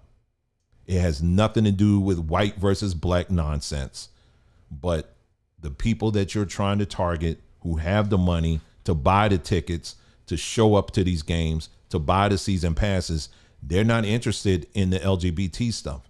And what's happening is black folks are being shoehorned by default in pushing an agenda that all studies have shown that we don't, on the front end, we don't support the LGBT agenda. But in this case, we're supporting it by default simply because, well, he's black and we got to support our black people against the evil Caitlyn, that kind of foolishness. So anyway, I just wanted to take some time and really go over that because I thought it's just that this part of the story is really interesting. And I brought up, in case you missed it in that other video, if you didn't watch that other video, make sure you see the video that we did the other day where we talked about Candace Wiggins. I actually reached out to her on Instagram and to see if because I wanted to offer and see if we can do an interview with her. Oh, here it is right here. Here's the article right here. I'll bring this up and then we'll move on. Okay. In case for those who missed it, this is the article right here. I'll bring it up. So, you can do whatever you want, what I just said, but, take it from Candace Wiggins. This is what she wrote here. She said, I was bullied for being straight in the 98% WNBA, gay in double. Wow. I may need to play NWA because I keep saying it anyway. Yeah, Wiggins, who turned 30 last week, described a very harmful culture. This is back in 2017, by the way. Very, very harmful culture of the WNBA in an interview with the San Diego Union Tribune on Monday. She said, it wasn't like my dreams came true in the WNBA. It was quite the opposite, says Wiggins, who announced her retirement last month while considering a contract extension with the New York Liberty. I wanted to play 2 more seasons of the WNBA, but the experience did not lend itself to my mental state. She said it was a depressing state in the WNBA. It was not watched. Our value is diminished. It can be quite hard. I didn't like the culture inside the WNBA, and without revealing too much, it was toxic for me. She said my spirit was being broken. And then they go and talk about her stats here. And then she says, me being heterosexual and straight and being vocal in my identity as a straight woman was huge, Wiggins told the Union Tribune. I would say 98% of women in the WNBA are gay women. Now, that's her estimate. It was a conformist type of place. There was a whole different set of rules the other players, could apply. There was a lot of jealousy and competition, and we are all fighting for crumbs, Wiggins added. The way I looked, the way I played, those things contributed to the attention. People were deliberately trying to hurt me all the time. I have never been called the B word so many times before in my life than I was on my rookie season. I've never been thrown to the ground so much. The message was, we want you to know we do not like you. That's what she says. This is her experience. Now, there's some players that say, well, I didn't experience that at all, but she did. And she was a very top player. She was a top tier player. And she got out because of the butch culture that's in the WNBA. She got out. But like I said, they don't bring that up. Her name, they gotta have some kind of embargo on her, because she could definitely speak on this stuff. But they ain't nobody touching her name. I ain't hear now nobody bring her name up. They ain't bringing that up because she's speaking right to the heart of the issue. The NBA went through his whole color, barrier thing and all that stuff. They had to deal with that and then, overcame that, and it's what it is today.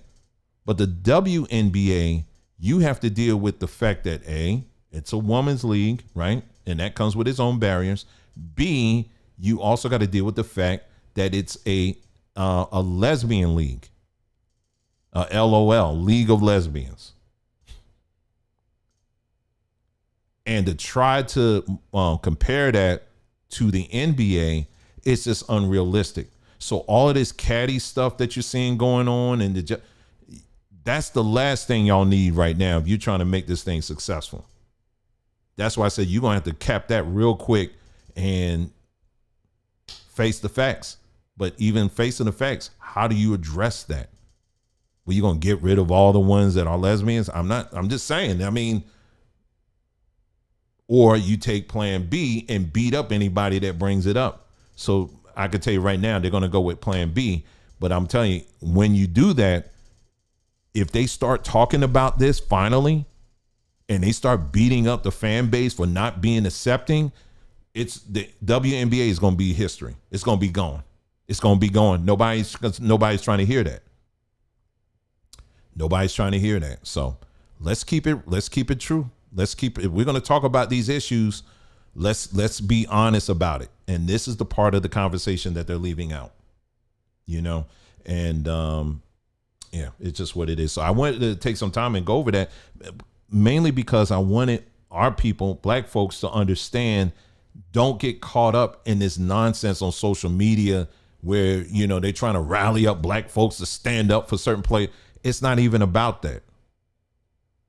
The bigger issue is how they're trying to underhand trick you into supporting an agenda that statistically most of our people do not support. So stay alert, stay aware of what's going on with that. Okay.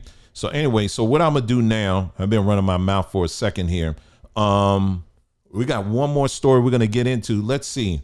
let me put on some music, and what I'll do is, since it's Father's Day, if somebody wants to call in and give a shout out to you about your father, we'll take a few calls here in just a moment here and have you call in and do just that. Okay.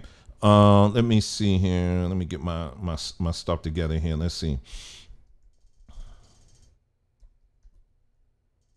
Yeah, let's break it up a little bit, and then we'll get to that to the final story here. And I think you're definitely not going to want to miss that one. Again, we're going to what was I going to say? Yeah. Oh, what I'm gonna do? That's what I was going to tell you. What I'm gonna do is I'm going to break up this broadcast, and I'm gonna upload it individual pieces. So these segments, I'm going to break them up and then upload them individually. Okay. So that way you don't have to sit down and you see a 3-hour video, however long this goes. And you're like, oh Lord, I can't watch all of that. I'll make it smaller for you. I'll help you out. Okay. So you'll see some other videos going up here in later on today. Okay. Anyway, so let me bring up the phone number here because the phone line is on. I just need to give y'all the phone number, and then you can call in if you like. If you want to give a shout out to your dad, or your father or whatever, or, the man in your life that's been a great inspiration to you, go ahead and give us a call in and let's hear some of those stories. Like I said, we'll take about 3 stories here and then we'll move on to our final segment here. Okay. Let me put on some music in the meantime while we're sitting here waiting. Okay.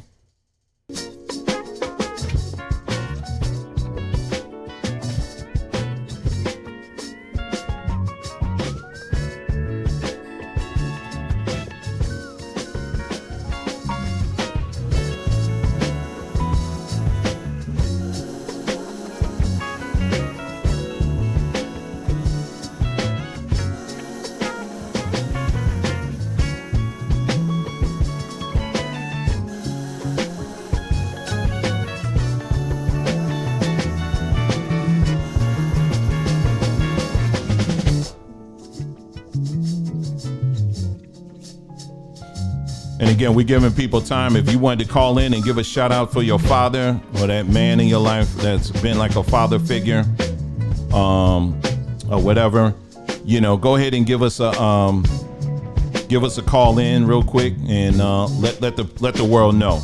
Let the world know. Okay, we'll give you time to do that.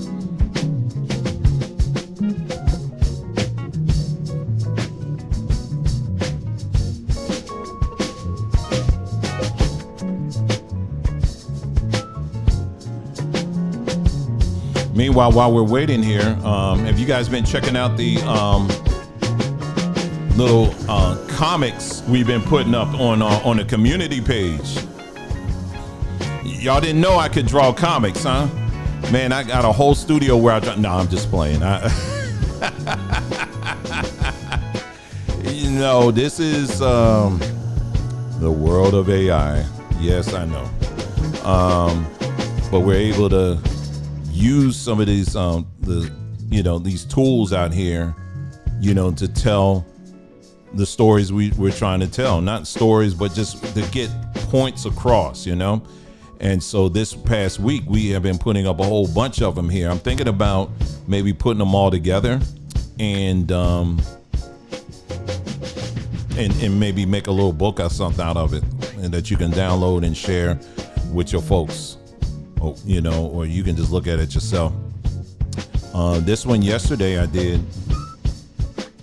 This was I said we were just talking about how this, in the Bible where it talks about how God cannot be tempted with evil, neither tempteth he any man. So he will never, according to James chapter 1 verse 13, it says he'll never tempt anybody with evil. But we see that there was a snake that was created by him, because he created all the animals. It says that in the Bible. He created all the animals, so that means he also created the snake. If he didn't create the snake, that means it came from somewhere. And if the snake just dropped out of the sky somewhere, that means he really didn't have control over everything in the world. You know what I mean? You can't have it both ways. So based on the text itself, he created all the animals, including the snake. All of a sudden the snake gets this idea, let me go down here and tempt this this lady here. But wait a minute. So he made the snake, but why is he tempted? But it says here he doesn't tempt people to do evil. Anyway, and then we also talked about how there was also a tree of knowledge of good and evil placed in the garden. It's interesting, all right? Then we talked about how Yahweh sent an evil spirit to trouble Saul. That's another one. And then this one here, Yahweh places a lying spirit on his prophets, These are just things that just weren't quite adding up. We're just, again, posting these things up, asking some questions. This one here, we went into some, I'm not going to read all of that, but you can read it. But we put these things up here as a way of, to get promote engagement, to get people to really start thinking about these things. You know what I mean? And asking questions and being respectful as you do it, And we'll be continuing. We'll put out a lot more too. We'll keep doing it to get people. And like I said, the goal is to get our people to start thinking instead of just repeating stuff. You know what I mean?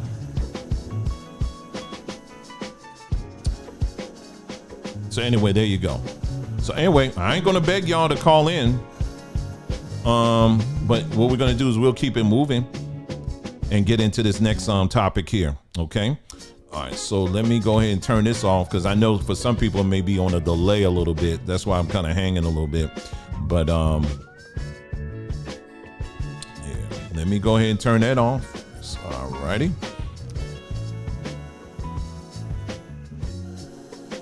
All right. We'll do it again towards the end if someone wants to call in and give a shout out to your dad or whatever. We're cool. That's cool. We'll be here for that. And we'll talk about that, okay? All right, so let's move on to this final installment, this final segment of our broadcast. And remember, like I said, again, I'm going to split this up into individual videos so that you can just get right to that segment. You know what I mean? You can get right into that segment. Anyway, so let's turn that down there. All right, so final segment is this. We're going to get into, again, since the mainstream media now wants to come out and acknowledge that, I think we made a mistake here when pushing the, I think that kind of gives us some freedom to at least talk about some of it, as well. We're just going along with what they're saying, but, we've been saying this stuff for a long time. This platform, along with many, many others, of course, that have done way better than what we could do. You know what I mean? But where is it? Okay, let me start off the conversation with this first. Yesterday it was funny. There was a video segment that I uploaded earlier this week, and it was about just addressing this and holding people accountable who was pushing this thing. And now you got all of these people now that are ending up no longer with us in the land of the living. And they want to blame everything else. But come on. No, we're not stupid. We know what's up. Okay. I got to talk very general here. You get me? And we know what's up. And now they're starting to come out and acknowledge these things, And so anyway, they, what was it? And so I did a video on that. And so yesterday, I think someone left a comment and they were like, so in the video, I was really saying, hey, listen, we will hold people accountable to anything and everything else. I'm talking about black people now. If the other day, there was a story that came out. Some white girl said something. She dropped the N word or something like that. She was saying, yeah, these broke blank ends out here. Right. And so black people heard that. Next thing you know, we automatically turned into Voltron, the CIA, the FBI, MI6, and hunted this girl down, found out where this girl works, and got the girl fired for saying this word. Right? There was something I saw today. It was, I think it was a white fraternity or something like that. and they were repeating the words of this very ignorant, overly sexualized song made by black folks. And so black folks are saying that you're appropriating our culture. Hold up, let's stop here for a second. Do you notice what we're calling our culture now? And you notice what triggers us the most when we see other people saying the N-word. No, that's our word. That's our word. How dare you say that? You don't get to call us that. We get to call us that. Do you understand how ass backwards that sounds?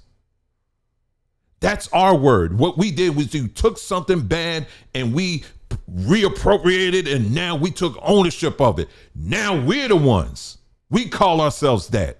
Look at me. I'm the N-word now. Look at me now. This is who I am now. I'm a N, and all these are my N's right here. That's right. We all ends up in here. Or this song, in this case here, this song saying all kinds of over sexual nonsense or whatever. We putting that stuff out. You know, these artists put this stuff out. And then you got white people that hear this stuff and then they're like, well, we can sing, let's sing along with it. Oh, don't you dare say that. We get to degenerate our women. We get to do that. That's us. We get to talk about our genitalia. Yeah, we get to talk about that. We get to talk about who we gonna blank up and all that stuff. That's our culture. You see how this system has come in because the walls are down, has come in and now has been given the license to redefine what our culture is. Do you see that? And so our people would get so mad and so angry and so triggered with this stuff, with stuff like this. But when it comes to holding people accountable who were out here, preachers, teachers, YouTubers, sports athletes, whatever, actors, actresses, you name them, that was out here pushing this thing. And now we're seeing some real results of individuals who are no longer with us because they was following that advice. Nobody's bringing this up. No, you don't hardly hear anybody saying this stuff. My thing was, let's name these pastors. Let's name them that was out here. Name them and say, hey, pastor, I know, like I talked about, was the pastor in Faith Dome, whatever his name is. I can't think of his name right now. Faith Dome pastor, the son. They turned their whole church into a center where they were issuing out these things. But he's out here now talking about, I've been doing some studying and research and I found out we're the real Hebrews, and he's breaking things down and going through the scriptures and bringing all this stuff down. And I was like, well, where's all this investigation when it came to you and your family pushing this stuff on our people? Where was all of that? And you got a history on top of that where anytime the government steps in and says, we're the government and we're here to help black folks. We got a whole history of that. And you telling me these preachers didn't have an ounce of sense to say, hold up, wait a minute. We got history right here alone. Nah, no, thank you. Y'all keep it moving. No. Now one of them, they out there pushing, and now all of a sudden they feel that they can just pivot to something else and hope that you don't ignore. Don't remember that, child. Don't remember that. TD Jakes, all these folks out here. Many of you lost your friends, family, uncles, aunties, all that. And then you just pivot right along. Why? Because unfortunately in our culture, when it comes to holding people accountable, it's conditional. And usually the ones we hold accountable, it doesn't even, it's like, why are you, who cares about these people? These are the people you should be holding accountable. Especially when you're dealing with people who have lost their lives. It's crazy. And so anyway, that's what the video was really getting into. And I had one person who left a comment, and I'm saying person in brackets here, okay? I'm saying air quotes here, air quotes. And, they were pushing back a little bit. That's cool. And they were saying, well, it may not have been the perfect solution, but at least what it did was it stemmed the tide of people that was catching it, right? And then it was, but I'm saying a condensed version of what this individual was saying. But they were, they were just going through, and it sounded like, I'm listening to this, and I was like, I saw it the first time, and I was like, okay, yeah, but, and then I pushed back, saying that, yeah, but look at what these individuals who've been out here, this is what, before all this was happening, they were saying that these are the warnings, this is what could happen and all that stuff, right? So they pushed back again and was saying, and literally repeated the same exact thing that they said before, word for word. And they threw in there that I have a degree. I have a bachelor's degree in this. And I'm like, well, all these people we're talking about have PhDs and have peer-reviewed studies out here, sis. So, at least I thought it was a sis, right? And I said, so, yeah. So anyway, but I took note in how that response was, because I was like, because the way I'm paying very close attention to the text, of the content of the comment, right? Because I was like, the way this thing is written, it sounds like a bot to me. Because, and I'll give you an example when I'm talking about. These bots, I'll give you an example when I'm talking about. Chat GPT or some of these other AI platforms that allow interaction, like if you're doing a search or something like that, one of the things you can do is you can actually set up a debate. Like, in other words, if you, let's say, have an opinion about something, right? And then you say, hey, listen, I want to debate you on something. You can do that, right?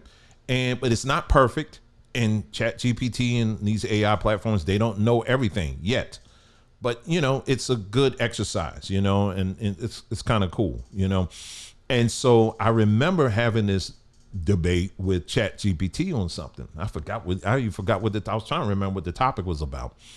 But whatever that topic was, it was intentionally leaving some information out. Information that I could just open up another window, do a search, and it's right there. Like this is the facts. I'm like, why are you leaving this out? I hear what you're saying, but we were going back and forth. I was like, okay, all right, Chat GPT, you got something going, okay. And then finally I was like, wait a minute. I kept putting my foot down and said, you're leaving this out, and then finally it came back and said, it acknowledged that, what, we're not perfect. This is still an early stage, so you're right. So let me give you a response again with the facts that you just brought, and it put it up there. You know what I mean? So that's not like, hey, I'm so smart, I beat Chat GPT, please. And it's not like that at all. It's, these are it's still software, you know what I mean? But it can, they do have access to a lot of information. Now, how do they get that information? Well, they release these things called bots, and these are like little small programs that basically you can embed wherever.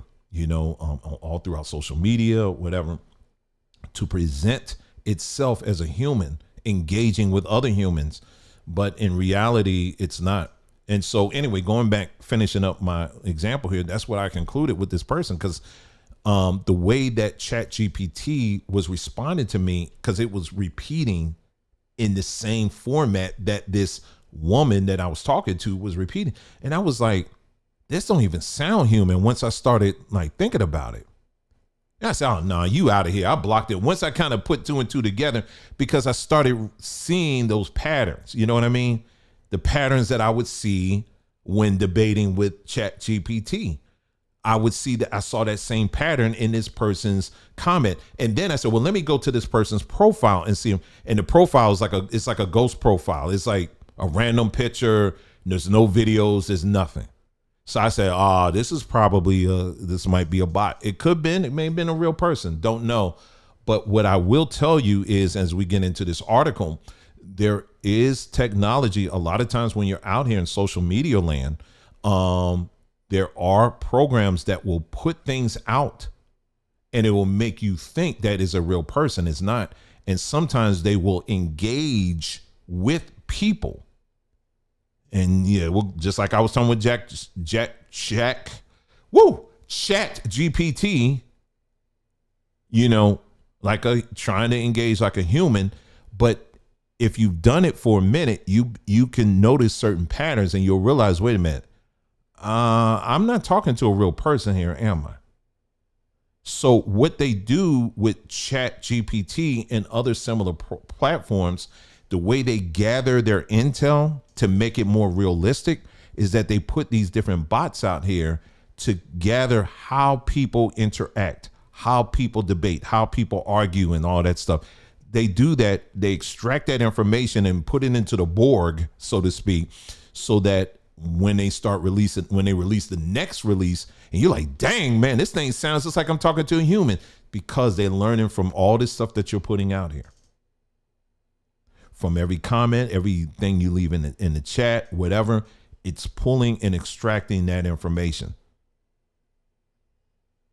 And that's how they're learning this stuff. They interviewed, was a lady with, it wasn't Chat GPT, it was another similar service. They asked her, I'm trying to remember what service that was. They asked her point blank. They said, well, how are you getting this information? You know, how is your system getting collecting all this information? Are you using social media? And she was like, well, I don't want to talk about that right now. I'm not at liberty to say. Translation, that's what they're doing. Okay. So now that leads me to what we're, this article here, right here. U.S. ran secret anti-vaccine campaign to undermine China during the pandemic. You read that right. U.S. ran secret anti-vaccine campaign. Wait a minute. I thought the U.S. was actually promoting it. Well, let's look into this, okay? And this is in the Japan Times, all right? So it's a lengthy article. I'll just highlight the basics, on this, and you can read it on your own. So one more time, you can do a screenshot of that, and then you can do a search on your own, okay? So it says, at the height of the COVID-19 pandemic, the U.S. military launched a secret campaign to counter what is perceived as China's growing influence in the Philippines, a nation hit especially hard by the deadly virus. The clandestine operation aimed to sow doubt about the safety and efficacy of vaccines and other life-saving aid that was being supplied by China, an investigation found, through phony internet accounts meant to impersonate Filipinos. The military's propaganda efforts morphed into an anti-vaccine campaign. Social media posts decried the quality of face masks, test kits, and first vaccine that would become available in the Philippines, China's Sinovac inoculation. So the United States, according to this article, was engaged in posting things in Filipino space on social media, talking about some of the same things the anti-vax world at large was saying, questioning the mask and the test kits and all that stuff. Well, they were doing the same thing in the Philippines. Gee, I wonder why they were doing that. Well, let's continue. At least 300 accounts on Twitter was identified and that matched descriptions shared by former U.S. military officials familiar with the Philippines operation. Almost all were created in the summer of 2020 and centered on the slogan, China virus. Tag along for, what they say, China. What did I say? China Ang virus, China Ang. Oh, I don't know what the Ang mean, but maybe it means something. China Ang virus. That's what it says here. Tag along for China for the virus. COVID came from China and the vaccine also came from China. Before I continue, YouTube AI, I'm reading from an article, AI. Okay, I'm not making a claim. All right, so before you try to flag, make sure you go back, hit the backspace button. I'm reading from an article. I am not making this claim. All right, you gotta say that. All right, so the article says COVID came from China and the vaccine also came from China. Don't trust China. One typical tweet from July 2020 read and tag along. The words were next to a photo of a syringe beside a Chinese flag and a soaring chart of infections. Another post read, from China, PPE, face mask, vaccine, fake, but the coronavirus is real. This is the United States that was putting this out. Meanwhile, people that was saying that in the States, oh, they would crucify you if you were making these claims. But the United States government was doing it themselves over there. Why were they doing that? Well, it's going to answer. After X or Twitter was asked about these accounts, the social media company removed the profiles, determining that it was part of a coordinated bot campaign based on activity patterns and internal data. The U.S. military anti-vaccine effort began in the spring of 2020 and expanded beyond Southeast Asia before it was terminated in mid-2021. Tailoring the propaganda campaign to local audiences across Central Asia and the Middle East, the Pentagon used a combination of fake social media accounts on multiple platforms to spread fear of China's vaccines amongst Muslims at a time when the virus was killing tens of thousands of people each day. A key part of the strategy amplified the disputed contention that because vaccines sometimes contain pork gelatin, China's shots could be considered forbidden under Islamic law. Well, gee, isn't it something how the United States itself was pushing this agenda, according to this report here? The military program started under the former U.S. President Donald Trump and continued months into Joe Biden's presidency, even after alarmed social media executives warned the new administration that the Pentagon had been trafficking in COVID-19 misinformation. Biden's White House issued an edict in spring 2021 banning the anti-vaccine effort, which also disparaged vaccine produced by other rivals, and the Pentagon initiated an internal review. The U.S. military is prohibited from targeting Americans with propaganda, and no evidence was found that the Pentagon's influence operation did so. Spokesperson for Trump and Biden did not respond to requests for comment about the clandestine program.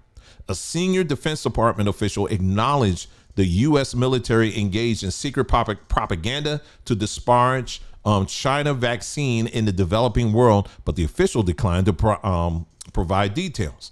A Pentagon spokesperson said the U.S. military uses a variety of platforms, including social media, to counter those malign influence attacks aimed at the U.S., allies, and partners. She also noted that China had started a disinformation campaign to falsify blame the United States for the spread of COVID-19. In an email, the Chinese Ministry of Foreign Affairs said that it had long maintained the U.S. government manipulates social media and spreads misinformation. So where they're getting at is that the China, according to this report, was actually putting out information and saying that, well, it actually came from the U.S. And so what they're saying, according to the report, is that the U.S. countered by saying, no, it's China that where this came from. All right, let's continue here. And it'll talk about that in a moment. Manila's embassy in Washington did not respond to inquiries, including whether it had been aware of the Pentagon's operation. A spokesperson for the Philippines Department of Health, however, said the findings by Reuters deserves to be investigated. We'll skip that, okay? Briefed on the Pentagon's secret anti-vaccine campaign, some American public health experts also condemned the program, saying it puts civilians in jeopardy. Okay, we'll skip that, okay? Let's see here. Trying to get to the good stuff here.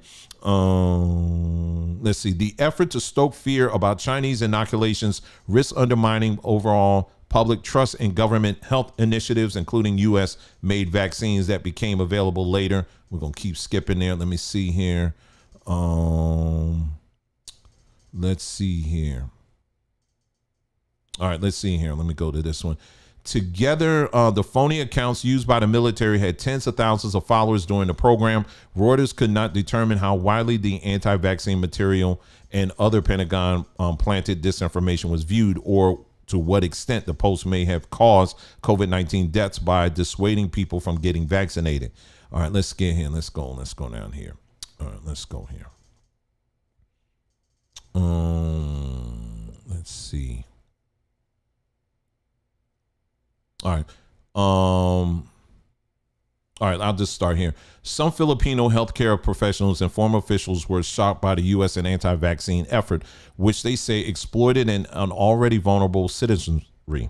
Public concerns about the Dengue, I don't know if I'm saying that right, fever vaccine rolled out in the Philippines in 2016 had led to broad skepticism towards inoculations overall. All right, let's go down here and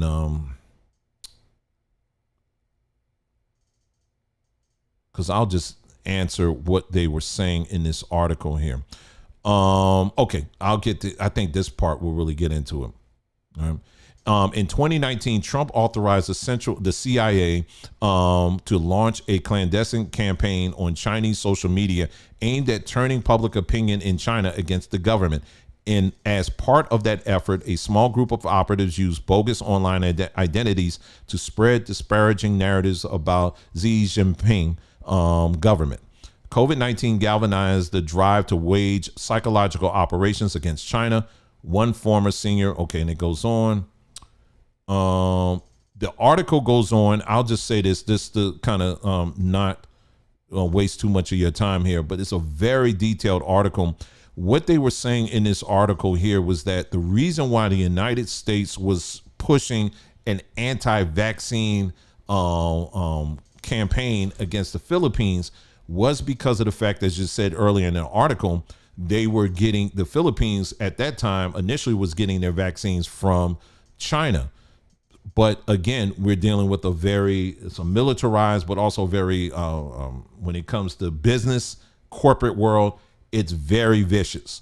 And so the United States, they wanted to be the ones in the lead in giving out these vaccines. So what they did was the United States, coupled with these businesses like Pfizer and others, they got together and said, we're going to spread misinformation about China's vaccine and say how contaminated it is, and China's the one that actually put this thing out there in the first place. You need to depend on us. And that's what this article goes on. And so what they're saying in this article, they're saying how they use bots on social media to achieve that. All right. Because the people in the Philippines, if you remember, they weren't even checking for the vaccine until their president said, listen, if you don't take this thing, basically, we're going to throw you behind in jail. That's how serious he got. Yeah, this is a very long article, and I didn't want to read the entire thing, but it goes in detail and talks about the millions of dollars these companies were getting to wage this psychological internet AI war against people, against the vaccine in the Philippines. But if the United States was doing that overseas, what do you think they were doing here in this country? Like I said, it's a let me scroll up here so that you can see the title of the article again, and you can get it, if you want to, if you screenshot it, so you can search for it on your own, you can. We actually go into details regarding this, not just COVID, but also this new wave of vaccine stuff that they're talking about. We're doing that over on Threema, in our Threema group. I'll maybe tell you again about that if you want to join that, free of charge, of course, but it's there to talk about these things in detail, things that we can't say on this platform, but we can certainly say for now on that platform over there on Threema. The reason why I wanted to share this with you is because in social media, many of you are aware of this, is that yes, you do have a lot of these bots and stuff that are on here. Some of them are, some of these people are very real. You know what I mean? Some of these people we engage with are very real people, but you also have beings or things or whatever bots on here that are not real. These are learning software programs that will engage and make you think that they're saying that they're, trying to engage with you and just having a conversation. But in reality, it's not. That's just it. It ain't reality. It's fake. And, and you have our own government. I'm talking about for us here in the States that is actively engaged in this stuff, because again, if they're doing this overseas, you know, they've been doing this here, you know? And so for me as a content creator, I have to learn too, to pull back sometime, because when you're going back and forth, that takes out of you. You know what I mean? I'm like, I'm not going to let a bot to take away my energy. I ain't got time to be going back and forth with a bot. So my point is that this is why it's so important. This is one of the things we've been emphasizing on this platform. You know, I was saying, you got many of our people that will follow some of these platforms. You've never seen the person, never seen them at all. You just see a black screen and you hear their voice. You don't know what you're hearing. They may be saying exactly the things you want. Oh, that's right. That's all right. All praise to the Most High, or whatever, you know. But in reality, you don't know what you're listening to. You don't know what's really behind on the other side of that, you know. And then, like I said, it's the same thing in the chat, same thing in the comment section. This software, this AI software, is getting very good. It's getting very good. And the next generation is called AGI, that's coming out. Artificial generative generation, I think it's generative or generation intelligence. The next one that's coming out, man, oh man, you ain't going to be able to tell at all. That's how good it is. And so I wanted to bring that story up as a something to learn from, that, you know, there's a lot of information that's being dumped out here today, even with the story that we talked about earlier as it pertains to the WNBA. You know, you got people on both sides instigating, like, yeah, you know, Angel Reese, what's she talking about? This black pickaninny looking girl, she need to go somewhere and sit down. And so black folks, we're all in our emotions. We see that, oh yeah, well, I'm going to do this. And the whole time it's software. And then you got somebody sitting in DC somewhere, and they're like, yeah, okay. How many of these niggas, how much did they click? How many did they share? Okay, good. Let me say something else. And you going back and forth with something that ain't even real. A lot of this stuff, they use this stuff in marketing. These bots and stuff like that, they use this stuff in marketing. That's like the thing. That's what makes it scary now. This is the next generation of marketing now, is that you're going to use AI software to actually promote engagement with people on various topics. If the media, mainstream media, if they have a certain story that they want to push, guess what they're going to use? They're going to use AI to push certain narratives. I was on Instagram, not Instagram. I was on TikTok the other day. This sister, she was on there, and she was talking about Elon Musk. She was talking about something. What she was alleging is that he's trying to protect Republicans when it comes to bots. I won't get into the whole detail, whatever, but it was only partially true what she was saying. I was like, because the next post, she was just making something up about somebody. I was like, no, you need to play the whole clip. And I said, you're putting out misinformation. You know what I mean? And she had nothing to say on that one.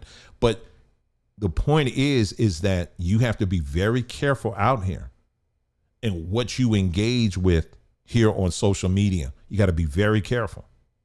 I don't care if it's on spiritual matters, because I've been said in Christian circles, in when you're talking the Hebrew world, in the Muslim world, in the religion world, they got bots for all of these things. And what they are actively doing, every time you leave a comment, every time you leave a like, every time you leave something in the chat, they are recording that, and these machines are flipping around, and they are engaging in real conversation with people.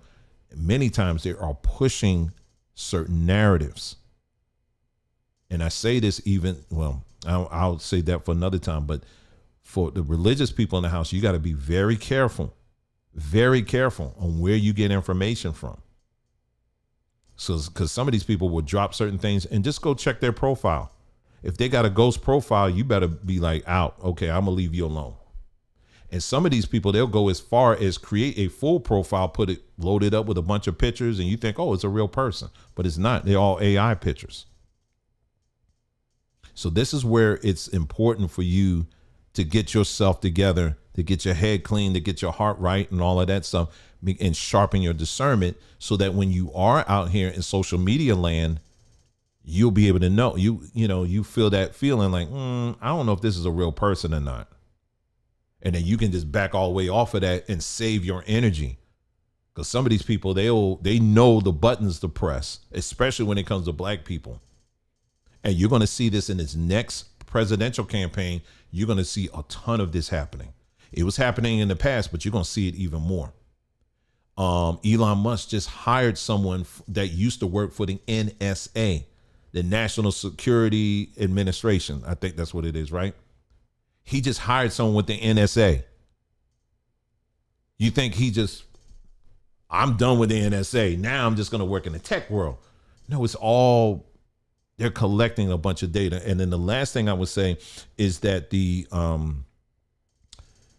I use ChatGPT on my computer, right? Or I go to the website, log in, and then whatever questions or things I'm looking up, I'll find it, and that's it, right?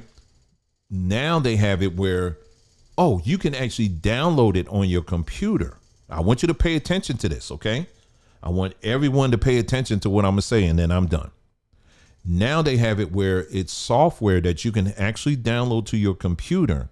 And what it will do is it basically makes a copy of everything on your computer, everything. And so what it does is, and Apple is coming out, they call it Apple Intelligence, right? Play on words with AI, right?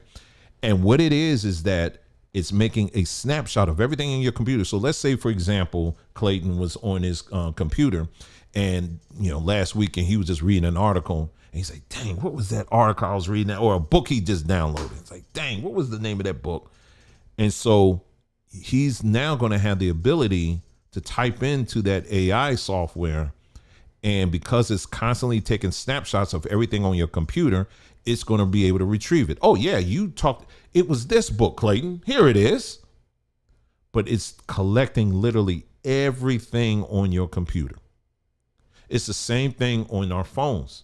The software that they have, for AI on your phones, when you download the app, it's collecting all of that data. It's collecting all of that. And Apple, to some extent, already has it on there. But this next wave that they're coming out, my personal advice is don't download it. You know what I mean? I think to some degree it's probably going to be inevitable.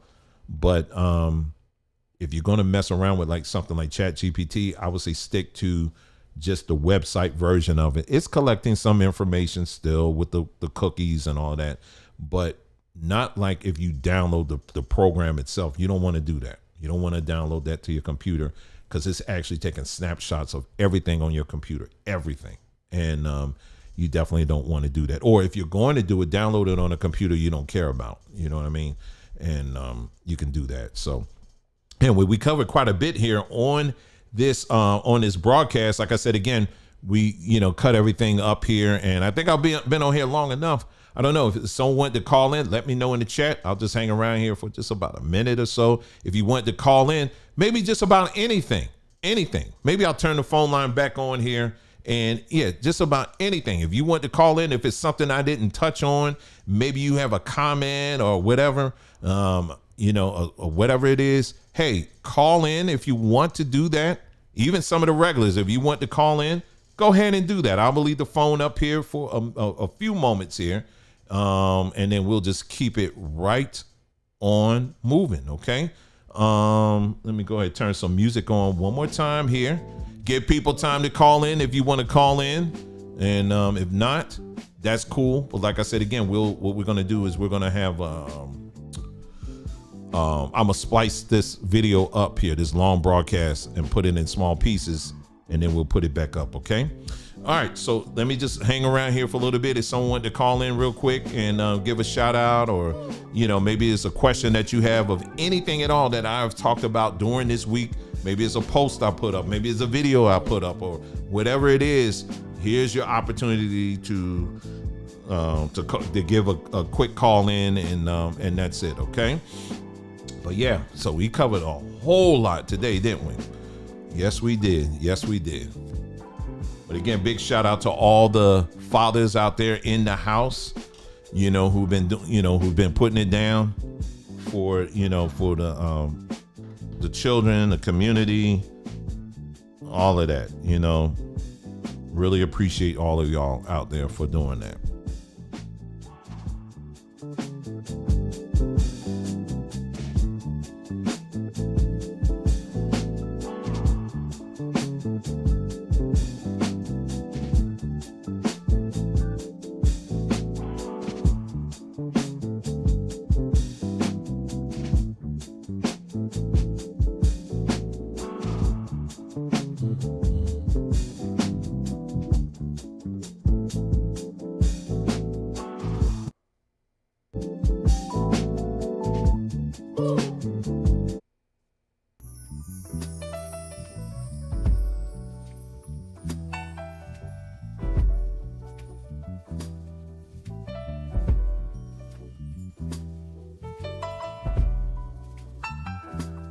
Should have grilled today. I don't know. Yeah, it's hot when you grilling out there. It's 108. It's saying right now it's 108 degrees out there. I'll do it. I still do it though. If if I can find something, I'll throw something out there. I was gonna try too we've been doing like lemon and mint water, and you sit it out there in a glass jar. Leave it out there for a few hours. I pour it in a cup. That cup is steaming hot. But I was thinking, I said, man, I should try to bake something and put out there and see if that will work, because it's hot enough out there for it.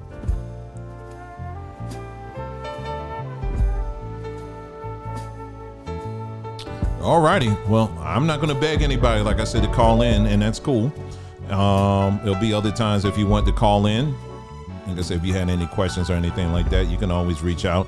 You can leave it in the comments. You can leave it in, you can email us at connect@journeymanandwoman.com. Again, that's connect@journeymanandwoman.com. Let me turn this on right quick here, and I'm gonna show you the video to go to again if you are interested in joining us over on Threema, where we're discussing all of these things as it pertains to the y'all know what, and let me just share with you that video again.